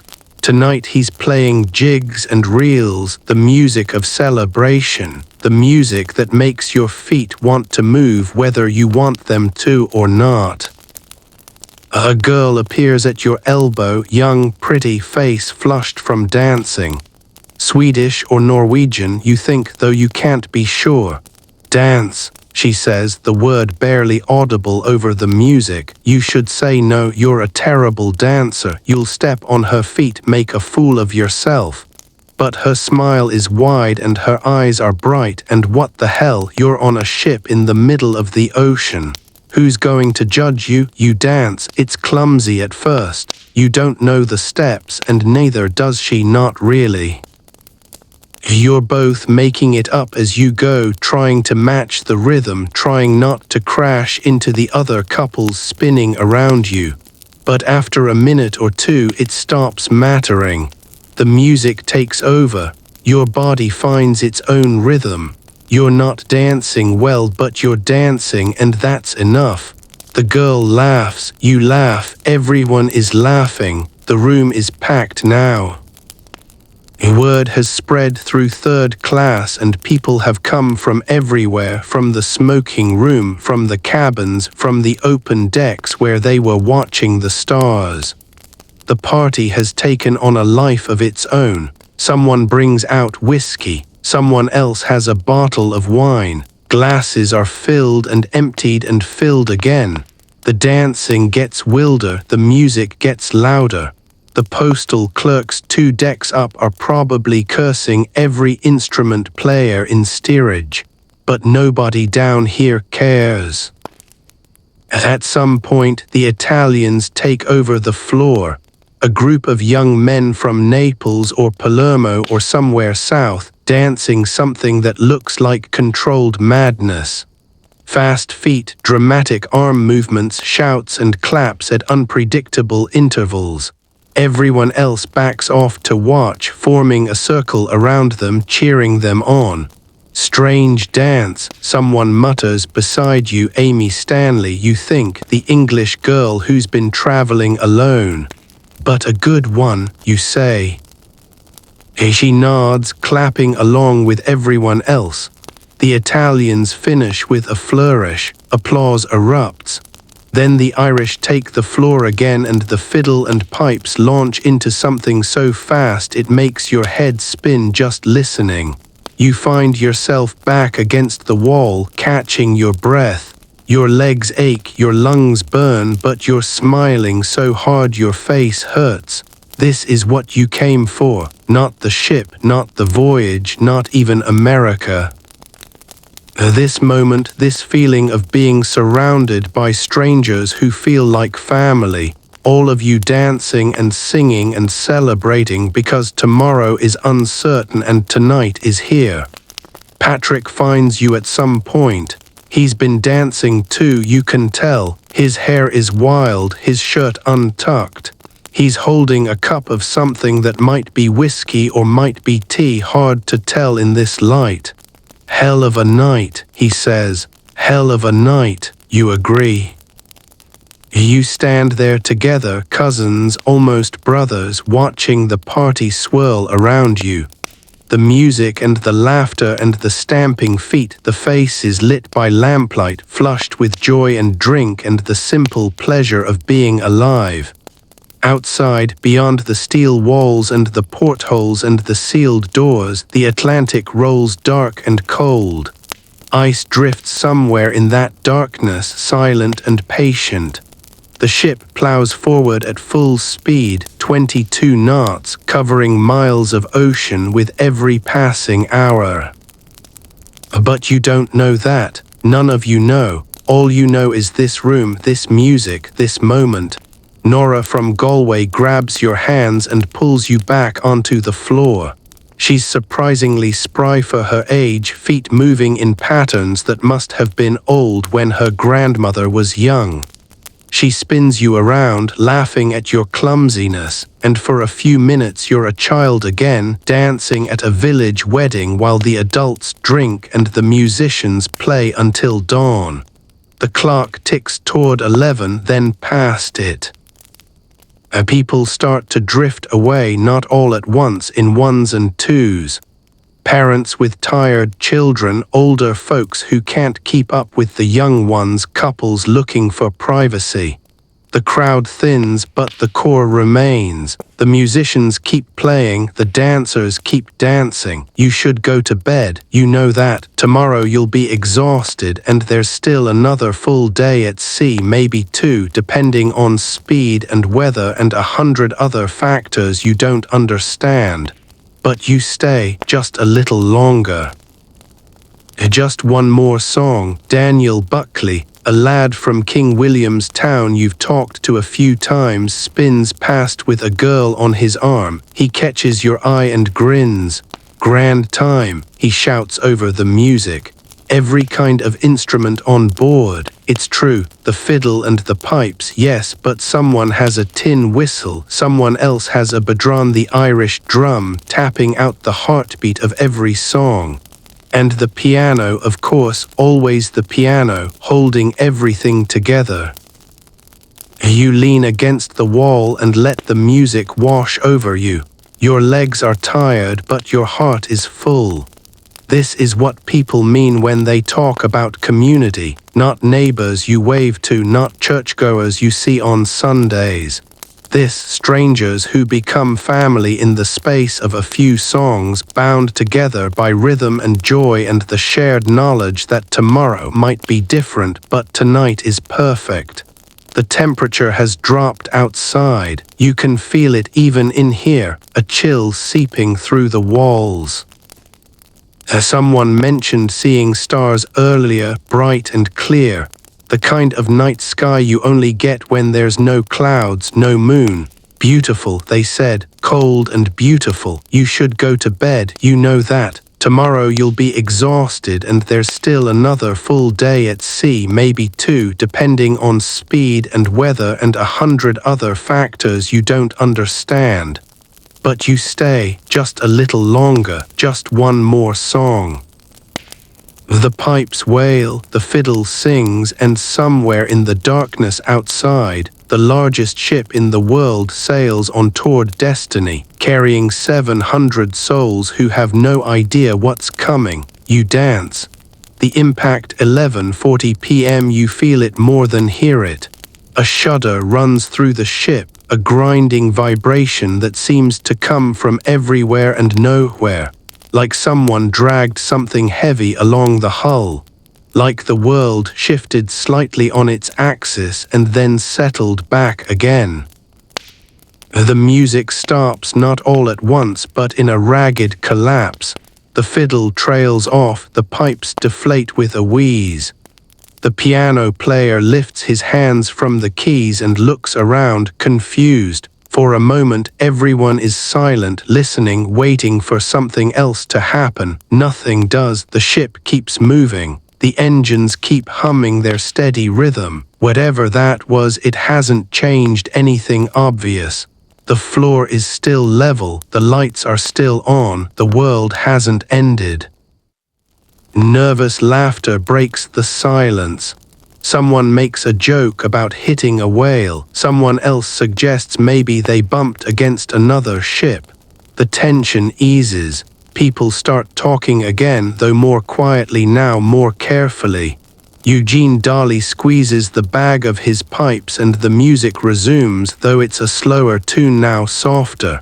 The dancing doesn't start up again. People drift toward the walls, toward the portholes, trying to see something in the darkness outside. You check your pocket watch. It's 20 minutes to midnight. April 14th is almost over. One more day, you think, one more day, and then New York. Patrick appears at your elbow, his face pale in the lamplight. Did you feel that? Everyone felt it. What do you think it was? You shake your head. Don't know, probably nothing. But your heart is beating faster than it should. Something about that sound, that vibration, it felt wrong. It felt like something breaking. A steward pushes through the crowd, young man, white jacket, numbered badge on his arm. His face is calm, professional, trained to handle situations like this. Nothing to worry about, ladies and gentlemen, he announces. Just a minor incident, please continue enjoying your evening. Someone asks, what kind of incident? The steward smiles, shrugs. The captain's looking into it. Nothing to concern yourselves with. Everything is under control. People want to believe him. You can see it in their faces, the relief washing over them. The ship is unsinkable, they've been told. The most advanced vessel ever built. If the crew says everything is fine, then everything must be fine. You want to believe him too. It would be easier. Go back to dancing, go back to drinking, forget that strange grinding noise and the shudder that ran through the hull. The stewards know what they're doing. The captain knows what he's doing. You're just a farm boy from Cork. What do you know about ships? But your body doesn't believe. Your body knows something is wrong, the sweat on your palms, the tension in your shoulders, the way your ears keep straining for another sound, another sign that the world is about to change. The party resumes, but it's different now, muted. People keep glancing at the portholes, keep pausing in their conversations to listen for something else. The joy of an hour ago has been replaced by something tenser, something waiting. You decide to go up on deck, see for yourself what's happening. Patrick comes with you and a few others from the party, all of you climbing the stairs toward the open air. On deck after impact, the cold hits you first. It's dropped even further since dinner. Your breath forms thick clouds in front of your face. The stars are out, brilliant and sharp in a moonless sky. The ocean is calm as glass, black and still in every direction. And there, on the starboard side of the deck, you see it, ice. Not much, just chunks and pieces scattered across the wooden planking, white and gleaming in the starlight. Some men are kicking at them, laughing, pretending to play football with the pieces. Where'd this come from? Patrick asks. You look out at the water and there, far behind you now, you can just make out a shape in the darkness, a mountain of white glowing faintly against the black sky. Massive, silent, already receding into the distance as the ship sails on. An iceberg. You hit an iceberg, your stomach drops. You've heard stories about icebergs. Everyone has. Ships lost in these waters, vessels torn open by ice that floats 9/10 below the surface, invisible until it's too late. But the Titanic keeps sailing. The engines keep running. Nobody seems panicked. The men playing football with the ice chunks are still laughing, still joking. If something was really wrong, surely the ship would have stopped. Surely someone would be raising an alarm. You stand at the railing and watch the iceberg disappear into the night. Your hands are shaking, but maybe that's just the cold. Maybe that's just the whiskey wearing off. Maybe everything really is fine. We should go back inside, Patrick says, his teeth chattering. Freezing out here. You nod, but you don't move. Something keeps you rooted to the spot, some instinct you can't name. The ship feels different somehow, tilted slightly forward maybe. Or maybe that's your imagination. Maybe you're looking for trouble where there isn't any. A steward appears on deck, different one this time, older, more serious. Everyone, please return to your cabins, he announces. Put on your life belts as a precaution. This is just a drill, nothing to worry about. A drill at midnight in the middle of the Atlantic. You look at Patrick, he looks at you. Neither of you believes it, but you go. What else can you do? You're not crew, you don't know how ships work. If they say it's a drill, maybe it's a drill. Maybe this is normal, maybe you're being paranoid. Returning to the cabin back below decks, the corridors are filling with people, passengers emerging from their cabins, bleary-eyed and confused. Some are wearing their life belts, the bulky cork vests that were stored under their bunks. Others are still in their night clothes, asking what's happening, why they've been woken. The stewards move through the crowd, calm and efficient. Just a precaution. Put on your life belts. Everything is fine. There's no danger. They're lying. You know they're lying. Or maybe they don't know themselves. Maybe they've been told to keep everyone calm while the officers figure out what to do. You reach your cabin. Margaret is already awake, already dressed, already struggling to get the life belts on her children. Little William is crying. Mary is silent, wide-eyed, clutching that same piece of rope she's carried everywhere. What's happening? Margaret asks, her voice steady but her hands shaking. We hit something, ice, I think. They're saying it's just a precaution. But you don't believe them, you don't answer. You don't have to. Patrick finds his own life belt, the one assigned to his bunk. You find yours. The cork is stiff and cold, the straps confusing in the dim light. It takes you 3 tries to get it fastened properly. Margaret finishes with the children and turns to you.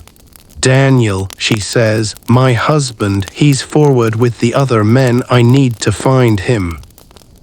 You think of the barriers between the sections, the gates that separate the single men from the families, the distance between the bow and the stern, all those corridors and stairwells and watertight doors. I'll help you look. The 3 of you leave the cabin, you, Margaret with her children, Patrick. The corridor is packed now, a river of people flowing in both directions. Everyone talking at once, English and Irish and Swedish and Finnish, a dozen languages overlapping in confusion and fear. A steward blocks your path at the foot of the main staircase. Women and children only, he says. Please wait here, we'll be moving you to the boat deck shortly. My husband is forward, Margaret says. I need to find him. I'm sorry, ma'am, the forward sections are being evacuated separately. You'll see him on deck. She doesn't believe him any more than you do. But what can she do? The steward is firm, polite, but immovable. This is how it's done. Women and children first, everyone to their assigned areas, order maintained at all costs. Margaret's face crumples for just a moment. Then she straightens, squares her shoulders, looks at you. "Find him," she says. "Tell him where we are, tell him we're waiting." And then she's gone, swept up in the flow of women and children heading toward the boat deck. You watch her disappear around a corner, little William on her hip, Mary clutching her skirt, and you hope it's not the last time you see her. "Searching for Daniel, come on," Patrick says. "Let's find Daniel." You try to go forward down Scotland Road, that long corridor that runs the length of the ship. But there are more stewards now, more barriers. Gates that were open during the day are closed now, manned by crew members who won't let you pass. "For your safety," they keep saying. "Please wait here. We'll direct you shortly." "My cousin's husband is forward," Patrick argues. "We need to find him. All passengers in the forward sections are being evacuated. You'll meet them on deck." "But the gates are locked. How can they get out if the gates are locked?" The steward's face flickers just for a moment, a crack in the professional mask. "The gates are being opened as needed, sir. Please remain calm. Everything is under control. Everything is under control." They keep saying that, like if they say it enough times it will become true. But shortly never comes. The minutes tick by, the crowd grows larger, people are pushing now, pressing against the barriers, voices rising in anger and fear. A woman screams somewhere behind you, a child is crying, the stewards are losing control. You can see it happening in real time, and slowly, terribly, you start to notice that the floor is no longer level. The ship is tilting forward. It's subtle at first, barely noticeable. But the longer you stand there, the more obvious it becomes. Water bottles roll toward the bow, loose items slide across tables. The whole world is shifting degree by degree toward the front of the ship, toward the iceberg wound, toward the water pouring in. Panic starts to spread through the crowd, people push against the barriers, voices rise in fear and anger. The stewards do their best to maintain calm, but their faces have changed now. The professional masks are slipping. They know something you don't, something bad. "There's another way," someone says, a man you don't recognize, older, weathered face. One of the Scandinavians maybe. "Follow me." He leads a group of you through a side passage, through a door marked crew only, up a stairwell you've never seen before. The route is confusing, twisting, but he seems to know where he's going. Maybe he's been exploring. Maybe he's done this crossing before. You emerge on a deck you don't recognize. Second-class territory maybe. The furniture is nicer, the carpet's thicker. Passengers are milling about here too, wearing life belts, looking lost. "Up," the man says. "Keep going up. The lifeboats are on the boat deck." You climb more stairs, more corridors, past staterooms with doors hanging open, belongings scattered across beds, past confused stewards who let you pass without challenge. The chaos is spreading now, the order is breaking down. And then you're outside on the boat deck, the highest point on the ship, where the lifeboats hang in their davits like strange white cocoons. The boat deck, the cold is brutal, far worse than earlier. Your breath freezes in your lungs. Your fingers go numb almost instantly. The temperature must be below freezing. The air burns your skin, cuts through your clothes like they're made of paper. But you barely notice because you're looking at the bow of the ship, at the forward deck, at the place where the prow should be rising toward the stars. It's underwater. The front of the Titanic is underwater. You can see it clearly in the starlight, the bow submerged, the deck sloping down into the black water. The ship is sinking. The unsinkable ship is sinking. For a moment, your mind refuses to accept it. This can't be happening. This ship is 900 feet long, 45,000 tons of steel and iron and British engineering. Ships like this don't sink. They told you it couldn't sink. Everyone told you, but the water doesn't care what you were told. The water keeps rising. As around you, people are screaming, crying, praying. Officers are shouting orders, trying to load the lifeboats, trying to maintain some kind of control. But there's not enough room, not enough boats. You can see that immediately. There are hundreds of people up here and only a handful of boats being lowered into the water. You have to find Daniel. You promised Margaret, but Daniel is forward in the section that's already flooding. If he's not up here already, if he didn't get out before the water came. You push through the crowd looking for a familiar face. Looking for Margaret, for Daniel, for Nora from Galway, for the Finnish man whose name you never learned. Looking for anyone you know in this chaos of strangers. Patrick stays close behind you, his hand gripping your arm so tight it hurts. You don't shake him off. You're grateful for the contact, grateful to know you're not alone. A lifeboat is being lowered nearby. Women and children only, the officers keep shouting. Women and children first. You see families being torn apart. Wives separated from husbands, children pulled from fathers' arms. The screaming is constant now, a wall of sound that makes it hard to think.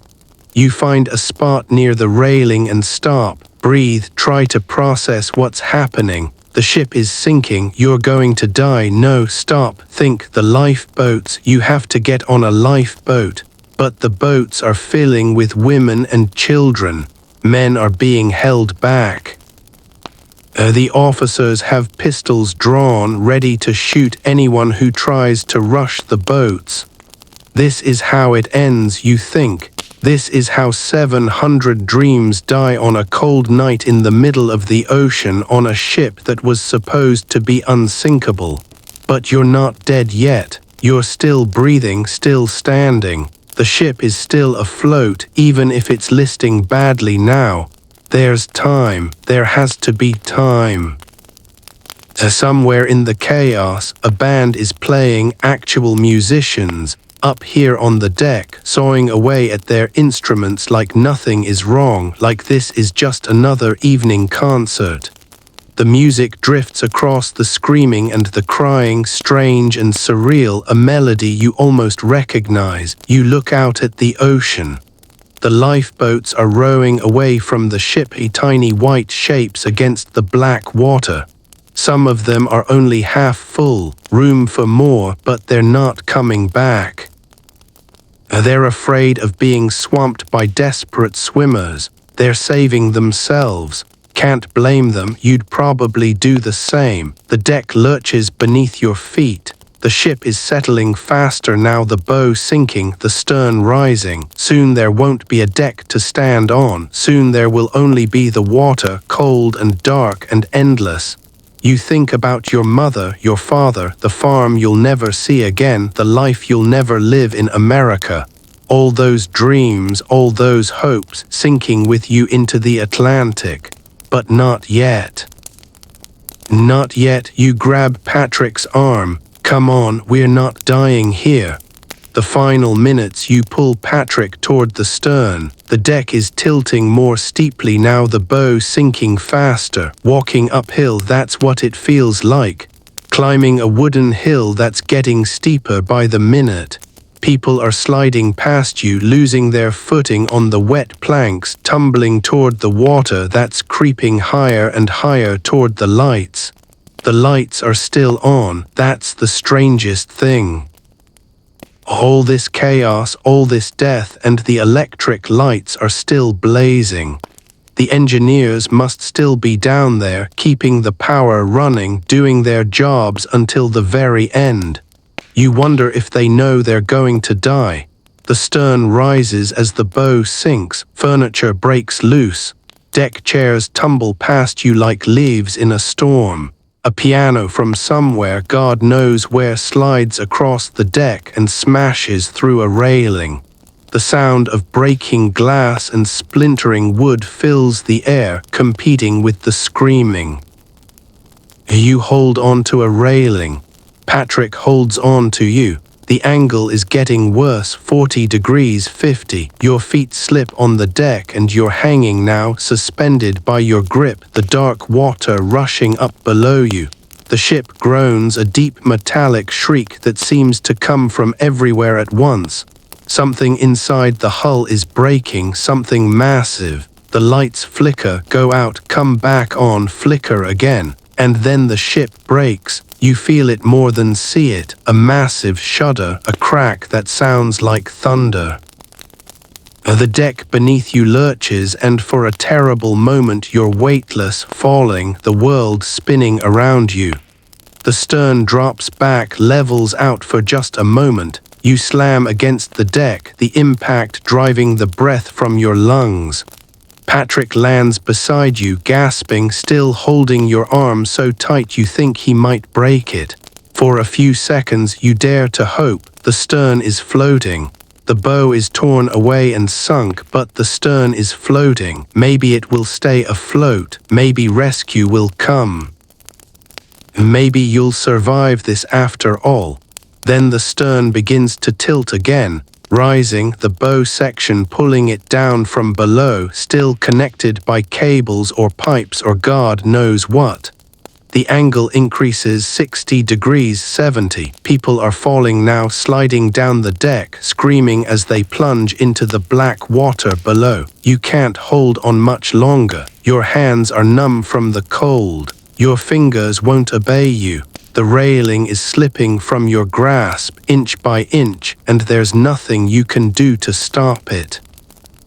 Cillian, Patrick's voice barely audible over the screaming and the groaning of the ship. I can't hold on. Neither can you. Your grip fails. You slide down the deck, picking up speed, the wooden planks tearing at your clothes. And then there's nothing beneath you but air and cold and darkness. Into the water you hit the water. The cold is beyond anything you've ever experienced. Beyond cold, beyond pain. It's like being stabbed by 1,000 knives all at once. Your lungs seize, your heart stutters. Every nerve in your body screams in protest. 28 degrees, that's what they'll say later. The water was 28 degrees Fahrenheit, below freezing, cold enough to kill you in minutes if you don't get out, cold enough to stop your heart before you have time to drown. You can't breathe, that's the first thing you notice. Your chest is locked, frozen, refusing to work. Your body is in shock, shutting down, trying to protect itself from a threat it was never designed to survive. The gasp reflex hits you, forcing air out of your lungs, trying to force water in. You fight it, clamp your mouth shut, force yourself to stay calm when every instinct is screaming at you to panic. Move, you have to move. You force your arms to work, force your legs to kick. The life belt is keeping you afloat, the cork vest doing its job, but floating isn't enough. You need to get out of this water. You need to find something to hold on to. You have minutes, maybe less. 15 at the outside, if you're lucky, if you're strong, if God is feeling merciful tonight. The water around you is chaos, people everywhere, thrashing, screaming, grabbing at anything they can reach. Bodies bumping against you in the darkness. Hands clutching at your life belt, your arms, your face. Desperate people doing desperate things. A woman's face looms up in front of you, eyes wide with terror, mouth open in a scream that produces no sound. She grabs your shoulder and tries to climb onto you, to use you as a raft, and you feel yourself being pushed under. You push her away, you have to. If you let her drag you under, you both die. One of them grabs your ankle and pulls, you kick free. the guilt already settling in your stomach like a stone. But survival isn't pretty. Survival is ugly and selfish and cold. Patrick, you shout or try to shout. Your voice comes out as a croak, barely louder than a whisper. The cold is in your throat now, in your lungs, stealing your breath and your voice and your strength. You can't see him, you can't see anything, just the darkness and the churning water and the shapes of other people struggling to stay alive. The ship is gone, slipped beneath the surface while you were falling. The largest ship in the world vanished in seconds, leaving nothing but wreckage and bodies and a spreading pool of debris. Something bumps against your leg, wood, a piece of something, a door maybe, or a section of deck. You grab it, pull yourself onto it, half out of the water. Your chest is still in the sea, but your head and shoulders are above, and that's enough, that's something. Hypothermia, the cold is killing you, you can feel it happening. Your fingers have stopped working, your legs are numb. Your thoughts are slowing down, becoming fuzzy and strange. Hypothermia, that's the word. Your body temperature dropping faster than it can recover. Death by degrees. You think about your mother, your father, the farm in Cork that you'll never see again, the sister in Boston who doesn't know yet that her brother is dying in the middle of the Atlantic. You think about America, all those dreams, all those plans, the new life you were going to build. Gone now, sinking with the ship, freezing with your body. Around you, the screaming continues. Hundreds of voices crying out in the darkness, calling for help, calling for God, calling for their mothers.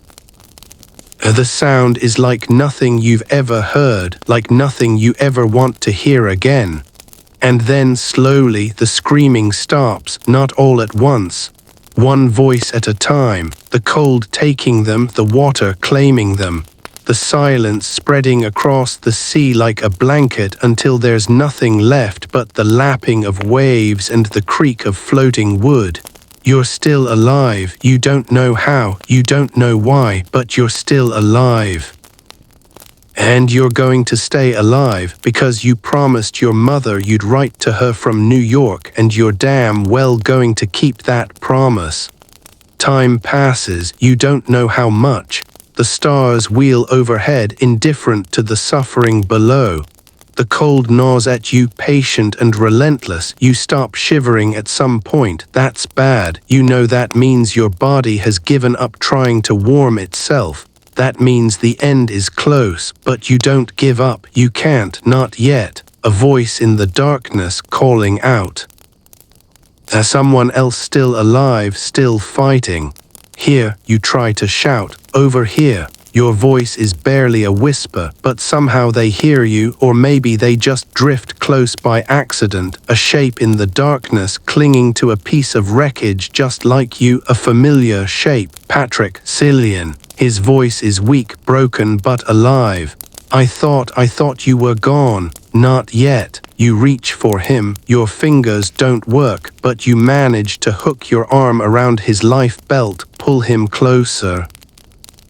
Lash the two of you together with a length of rope from somewhere. If one of you goes under, the other will know.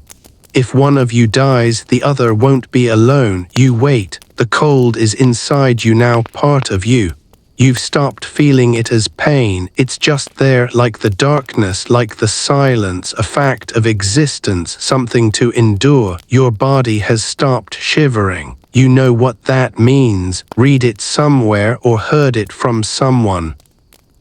When you stop shivering, it means your body has given up trying to warm itself. It means the end is close, the hypothermia is winning.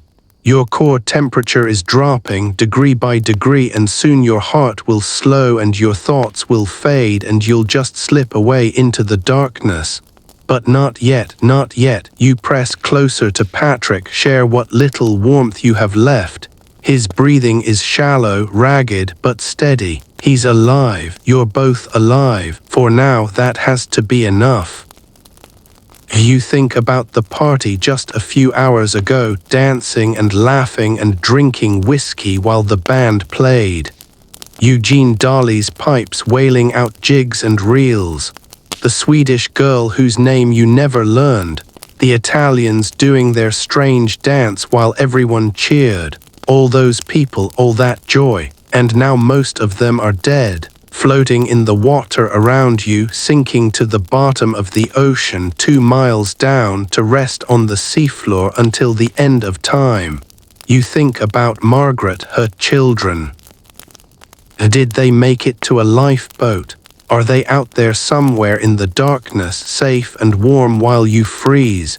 You hope so, you pray so. Little William and Mary deserve to grow up, deserve to see America.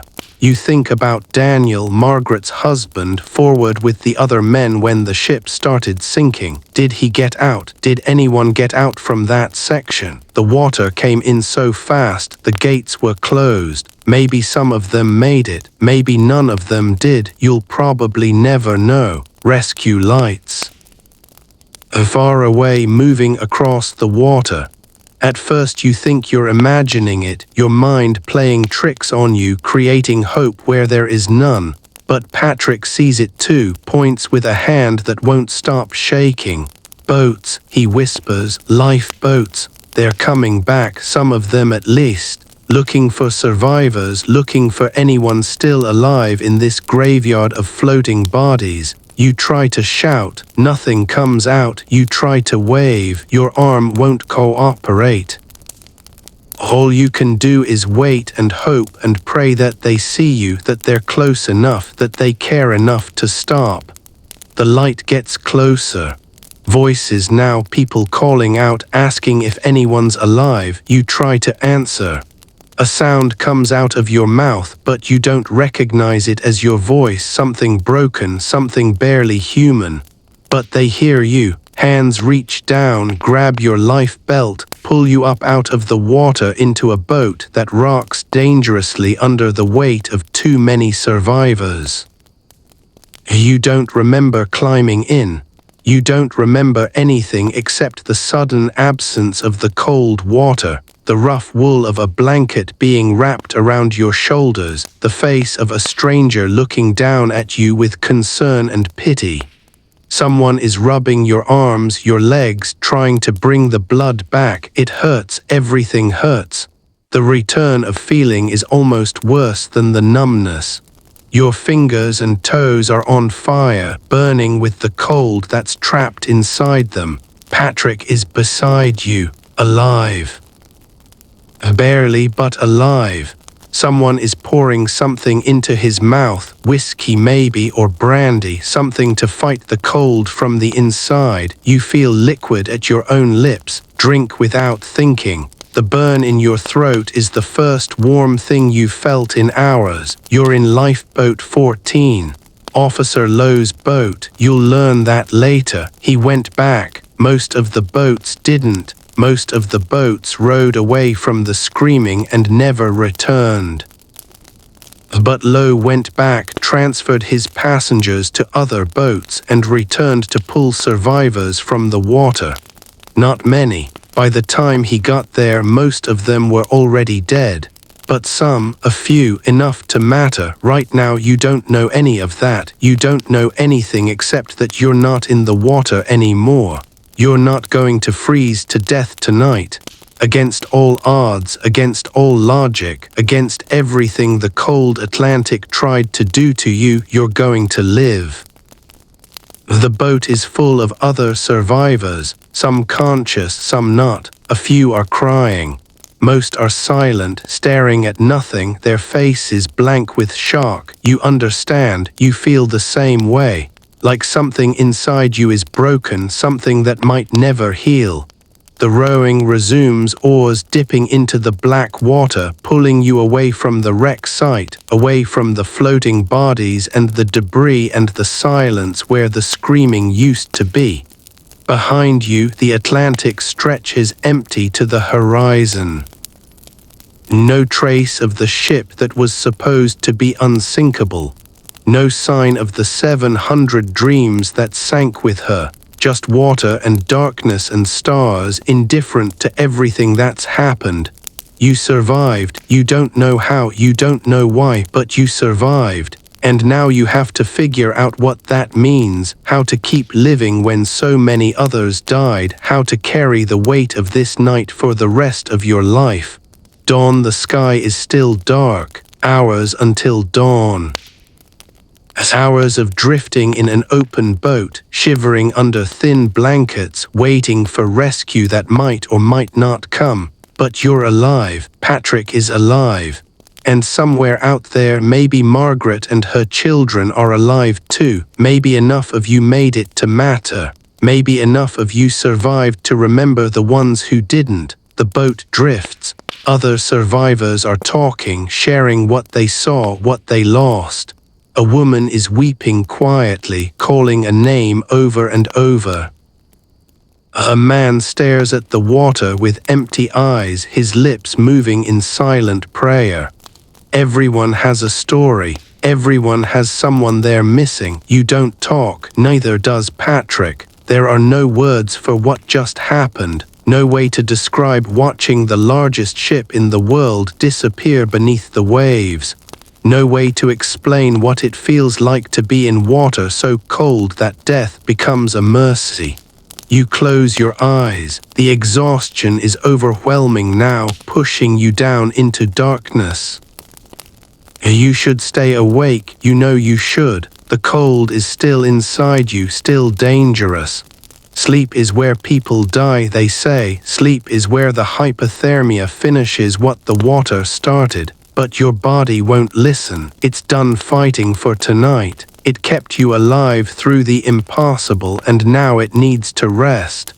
The last thing you hear before unconsciousness takes you is the sound of oars in the water, the creak of wood, the quiet voices of survivors too stunned to cry.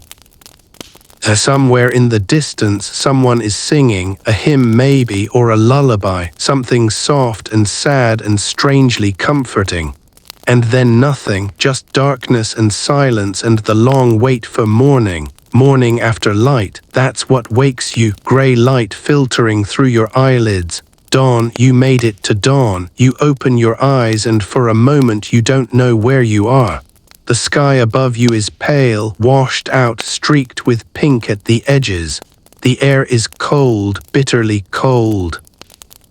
Your body aches in ways you didn't know were possible.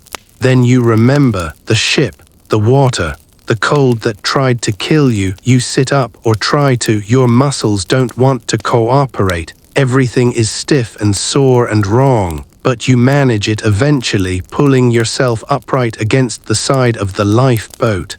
The ocean stretches out around you in every direction, calm now, almost peaceful, like nothing happened here. Like 1,500 people didn't die in this water just a few hours ago. And the ice, God, the ice, it's everywhere. Icebergs scattered across the horizon like mountains, some of them huge, towering things, others smaller, barely breaking the surface. The rising sun catches them and they glow pink and gold and white, beautiful, terrible. One of those killed the ship. One of those killed all those people. Patrick is beside you, still breathing. His face is pale, his lips tinged blue, but he's alive. His eyes flutter open and meet yours. Neither of you speaks. What is there to say? The other survivors in the boat are stirring too. Some of them, others don't move at all, died in the night probably. The cold finishing what the water started. A woman near the bow is weeping, cradling something against her chest. A child's coat, just the coat. The child isn't there. You look away. On the horizon something moves, a shape dark against the pale sky. A ship. Someone in the boat sees it too, points, cries out. Others look up, their hollow eyes suddenly bright with something that might be hope. The shape gets larger, closer. You can see the smoke from its funnel now, a dark smear against the dawn. A green flare shoots up from the ship's deck, then another. Signals, they're coming, help is coming. The woman with the child's coat stops weeping, stares at the approaching ship with an expression you can't read. Relief maybe, or maybe just the knowledge that rescue won't bring back what she's lost. Carpathia, the ship is called Carpathia. You'll learn that later. A Cunard liner, not White Star. Smaller than Titanic, less fancy. But right now it's the most beautiful thing you've ever seen. It takes hours. The Carpathia has to navigate through the same ice field that killed Titanic, moving slowly, carefully. Every iceberg a reminder of what happens when you go too fast, but it gets there, it reaches you. And one by one the lifeboats row toward it. Your boat is one of the last. By the time you reach the Carpathia's side, the sun is fully up. The ship's hull rises above you like a cliff face. Rope ladders hang down, doorways have been opened near the waterline. Crew members lean out, reaching down to help. Getting aboard is harder than it should be. Your hands still don't work properly. Your legs are weak, shaky, barely able to hold your weight. But the crew is patient. They've been doing this for hours. They know how to handle people who have spent the night in freezing water, waiting to die. Hands grab you, pull you up, guide you through a doorway into the warmth of the ship's interior. The heat hits you like a wall. Your skin prickles, your eyes water. After hours in the cold, ordinary room temperature feels like standing next to a fire. Someone wraps a blanket around your shoulders. Someone else presses a cup into your hands, hot coffee. You drink it without thinking, the heat spreading through your chest, your stomach thawing you from the inside. Patrick is beside you, still alive, still breathing. You made it. Both of you, somehow, against all odds, you made it. The Carpathia's passengers have given up their cabins, their clothes, their food, everything they have. They're sharing with the survivors. A woman your mother's age takes your arm and leads you to a chair, sits you down, brings you soup and bread and another blanket. Her eyes are kind. She doesn't ask questions, doesn't pry, just takes care of you like you're her own son. You eat. The first food you've had since dinner on Titanic. It tastes like nothing. Everything tastes like nothing right now, but you eat anyway because your body needs it, because you're alive and you need to stay that way. Searching the morning passes in a blur. More survivors being brought aboard. People searching for loved ones, calling out names, hoping for answers that usually don't come. Sometimes there are reunions, a husband finding his wife, a mother finding her children. Those moments are bright spots in all the grief, proof that some stories have happy endings. Most don't. You look for Margaret, for William and Mary. You search the deck, the dining rooms, the makeshift medical areas where the doctors are treating survivors for frostbite and shock. You ask everyone you see, have you seen a woman with 2 children, Irish, from County Galway? The boy is about 7, full of energy. The girl is younger, quiet, always holding a piece of rope. Nobody knows, nobody remembers. There were so many women with children, so many boats, so much chaos. They might be here somewhere, they might not, you never find them. Daniel, Margaret's husband, isn't among the survivors either. The men in the forward section, the ones who saw the water flooding in, who tried to find their way through corridors they'd never walked before, through gates that may or may not have been locked, upstairs marked crew only, most of them didn't make it. The statistics will show that later. Third-class men had the worst survival rate of anyone on the ship. Less than 1 in 6 made it off alive. Journey to New York, the Carpathia doesn't linger at the wreck site. Once the last lifeboat is aboard, Captain Rostron turns the ship toward New York. 3 days away, 3 days to process what happened, 3 days to grieve. You spend most of that time on deck staring at the ocean, not thinking about anything in particular, just existing, breathing, being alive when so many others aren't. Patrick stays close. Neither of you talks much. There's nothing to say that the silence doesn't say better. Other survivors gather in small groups, sharing stories, sharing grief. Some of them are angry, talking about the lifeboats that rode away half empty, the crew members who wouldn't let people through, the gates that were closed when they should have been open. You listen but don't join in. Anger takes energy you don't have right now. On the third day, you see New York. The Statue of Liberty rises out of the harbor, green and distant, holding her torch. The symbol of everything you came here for: freedom, opportunity, a new life. You thought you'd feel something when you saw it. Joy, maybe, relief. Instead you feel nothing, just tired, just empty, just glad the journey is over. Arrival: the Carpathia docks at night in the rain. Thousands of people are waiting at the pier, families of passengers hoping their loved ones survived, reporters looking for stories, curious onlookers who want to see the survivors of the famous disaster. The electric lights on the pier are blinding after 3 days at sea. First class gets off first. Of course they do.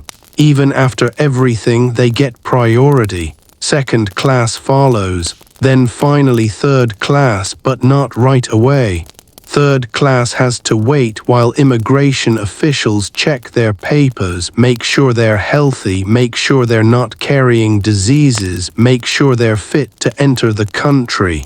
It takes hours. You sit in the Carpathia's dining room, wrapped in borrowed clothes, waiting for a man with a clipboard to decide whether you're allowed to set foot on American soil. The same country you almost died trying to reach. The same country that built a statue promising to welcome the tired and poor and huddled masses. That country wants to make sure you're not too tired, too poor, too huddled before they let you in. They let you in eventually. As around midnight, nearly 3 hours after the first-class passengers walked off into the arms of their waiting families, you step onto the pier in the rain. 19 years old, no money, no belongings except the clothes on your back, and nobody waiting for you, but you're alive. That has to count for something. Aftermath: the weeks that follow are hard. Finding work, finding a place to sleep, writing to your family in Ireland telling them you survived, waiting for their reply. Watching the newspapers fill with stories about Titanic, the investigations, the blame, the questions nobody wants to answer. The British inquiry happens in May. They call witnesses, officers, crew members, first-class passengers who saw things, heard things, remember things. They examine the ship's design, the iceberg warnings that were ignored, the lifeboats that weren't filled. They don't call a single third-class passenger, not one. All those people who were in the corridors, who couldn't find their way out, who waited for instructions that never came, who died by the hundreds while the first-class passengers strolled onto lifeboats with room to spare. None of them get to tell their story.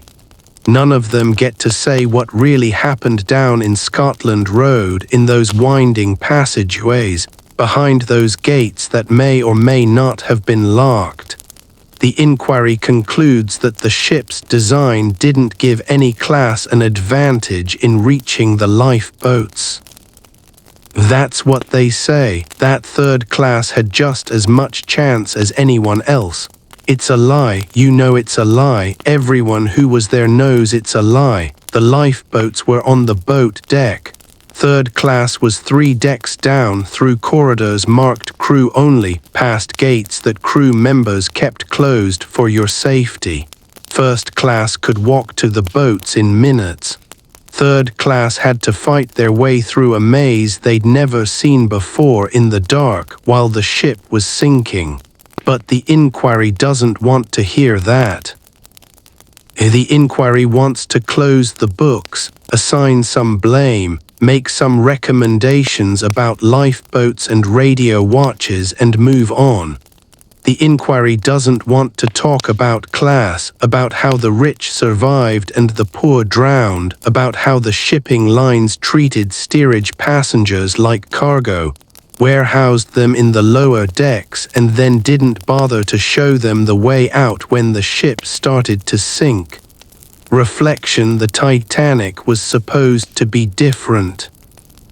The new ships were supposed to be better, cleaner, more humane, and they were in a way. The cabins were nicer than the dormitories on the old Cofton ships. The food was better, the treatment was more respectful. But when it came down to it, when the ship was sinking and there weren't enough lifeboats, when it was life and death and every minute counted, third class was still third class. The people with money got saved. The people without money got drowned. That's the truth the inquiry didn't want to admit. That's the truth that got buried along with 1,500 bodies at the bottom of the Atlantic. You think about this sometimes late at night when you can't sleep, when the memories come back and you're in the water again in the cold, listening to the screaming fade into silence. You think about Eugene Darley and his pipes, the music he played as the ship left Queenstown, the dancing at the party on Sunday night. All that joy, all that hope. And then the ice and the dark water. You think about the Swedish couple, Eric and Ingrid, newlyweds heading to Minnesota to start their life together. You never found out if they survived, probably not. Most of the couples got separated, women to the boats, men left behind. You think about Nora from Galway, the grandmother who'd crossed the Atlantic 3 times before, who knew how ships worked, who'd seen good ones and bad ones. This was supposed to be the best one, the unsinkable one. You think about Margaret and her children. William with his boundless energy. Mary with her quiet eyes and her piece of rope. You hope they made it. You hope they're somewhere in America right now, safe and warm, building the life they dreamed about. But you don't know, you'll never know. The records are incomplete. The names are misspelled. Half the third-class passengers were never properly documented at all. They died anonymous and they stay anonymous. Their stories unwritten. Their memories fading year by year. Why this matters, that's why this matters. That's why you're hearing this story tonight. Not because it's exciting. Not because there's something thrilling about a ship hitting an iceberg and sinking. But because there were real people on that ship. People like you. People who wanted simple things, safety, comfort, a chance to build something better. People who boarded a ship in Ireland or England or Sweden or Italy, carrying everything they owned, heading for a country they'd never seen, hoping for a future they could barely imagine. People who danced and laughed and ate their meals in a dining room where stewards wore numbered badges so you could report them for being rude. People who marveled at electric lights and running water. People who wrote letters home saying, "This is the most beautiful ship in the world." People who deserved better than they got. So here you are in your bed, in your warm room with your pillow and your blankets and your glass of water on the nightstand. Safe, comfortable, alive. The ocean is far away. The ice is far away. The cold that killed 1,500 people is just a story now, just words, just something that happened to someone else a long time ago, but it happened. And somewhere 2 miles down at the bottom of the Atlantic, the ship is still there, broken in two, covered in rust, home to fish and crabs and the slow decay of everything that used to be beautiful. the grand staircases, the dining saloons, the smoking rooms and the general rooms and the cabins with their thin wooden walls. Scotland Road, all of it, gone, preserved in the cold and the dark where no one will ever walk those corridors again. The people who died there are gone too, their bones scattered on the seafloor or dissolved into the water itself. But their stories remain, their hopes remain, the dreams they carried with them across the ocean, those remain. And that's worth remembering, that's worth telling. Closing, so tonight, as you drift off to sleep, think about them. Think about the third-class passengers of the Titanic, the immigrants, the workers, the families chasing a better life. Think about what they went through, what they hoped for, what they lost. And be grateful for your warm bed, for your safety, for the fact that you get to wake up tomorrow and keep living, keep dreaming, keep building whatever life you want to build. They didn't get that chance, but you do. Don't waste it. Your eyes are heavy now. Your breathing is slow. The story is over. And sleep is coming, soft and warm and safe. Let it come. Let the darkness wrap around you like a blanket. Let your thoughts drift away out across the water, back through time to a ship that was supposed to be unsinkable, to people who were supposed to reach New York, to dreams that were supposed to come true. They're at peace now, all of them. The ones who made it and the ones who didn't. The ocean has been still for 100 years and the dead have been sleeping and the world has moved on.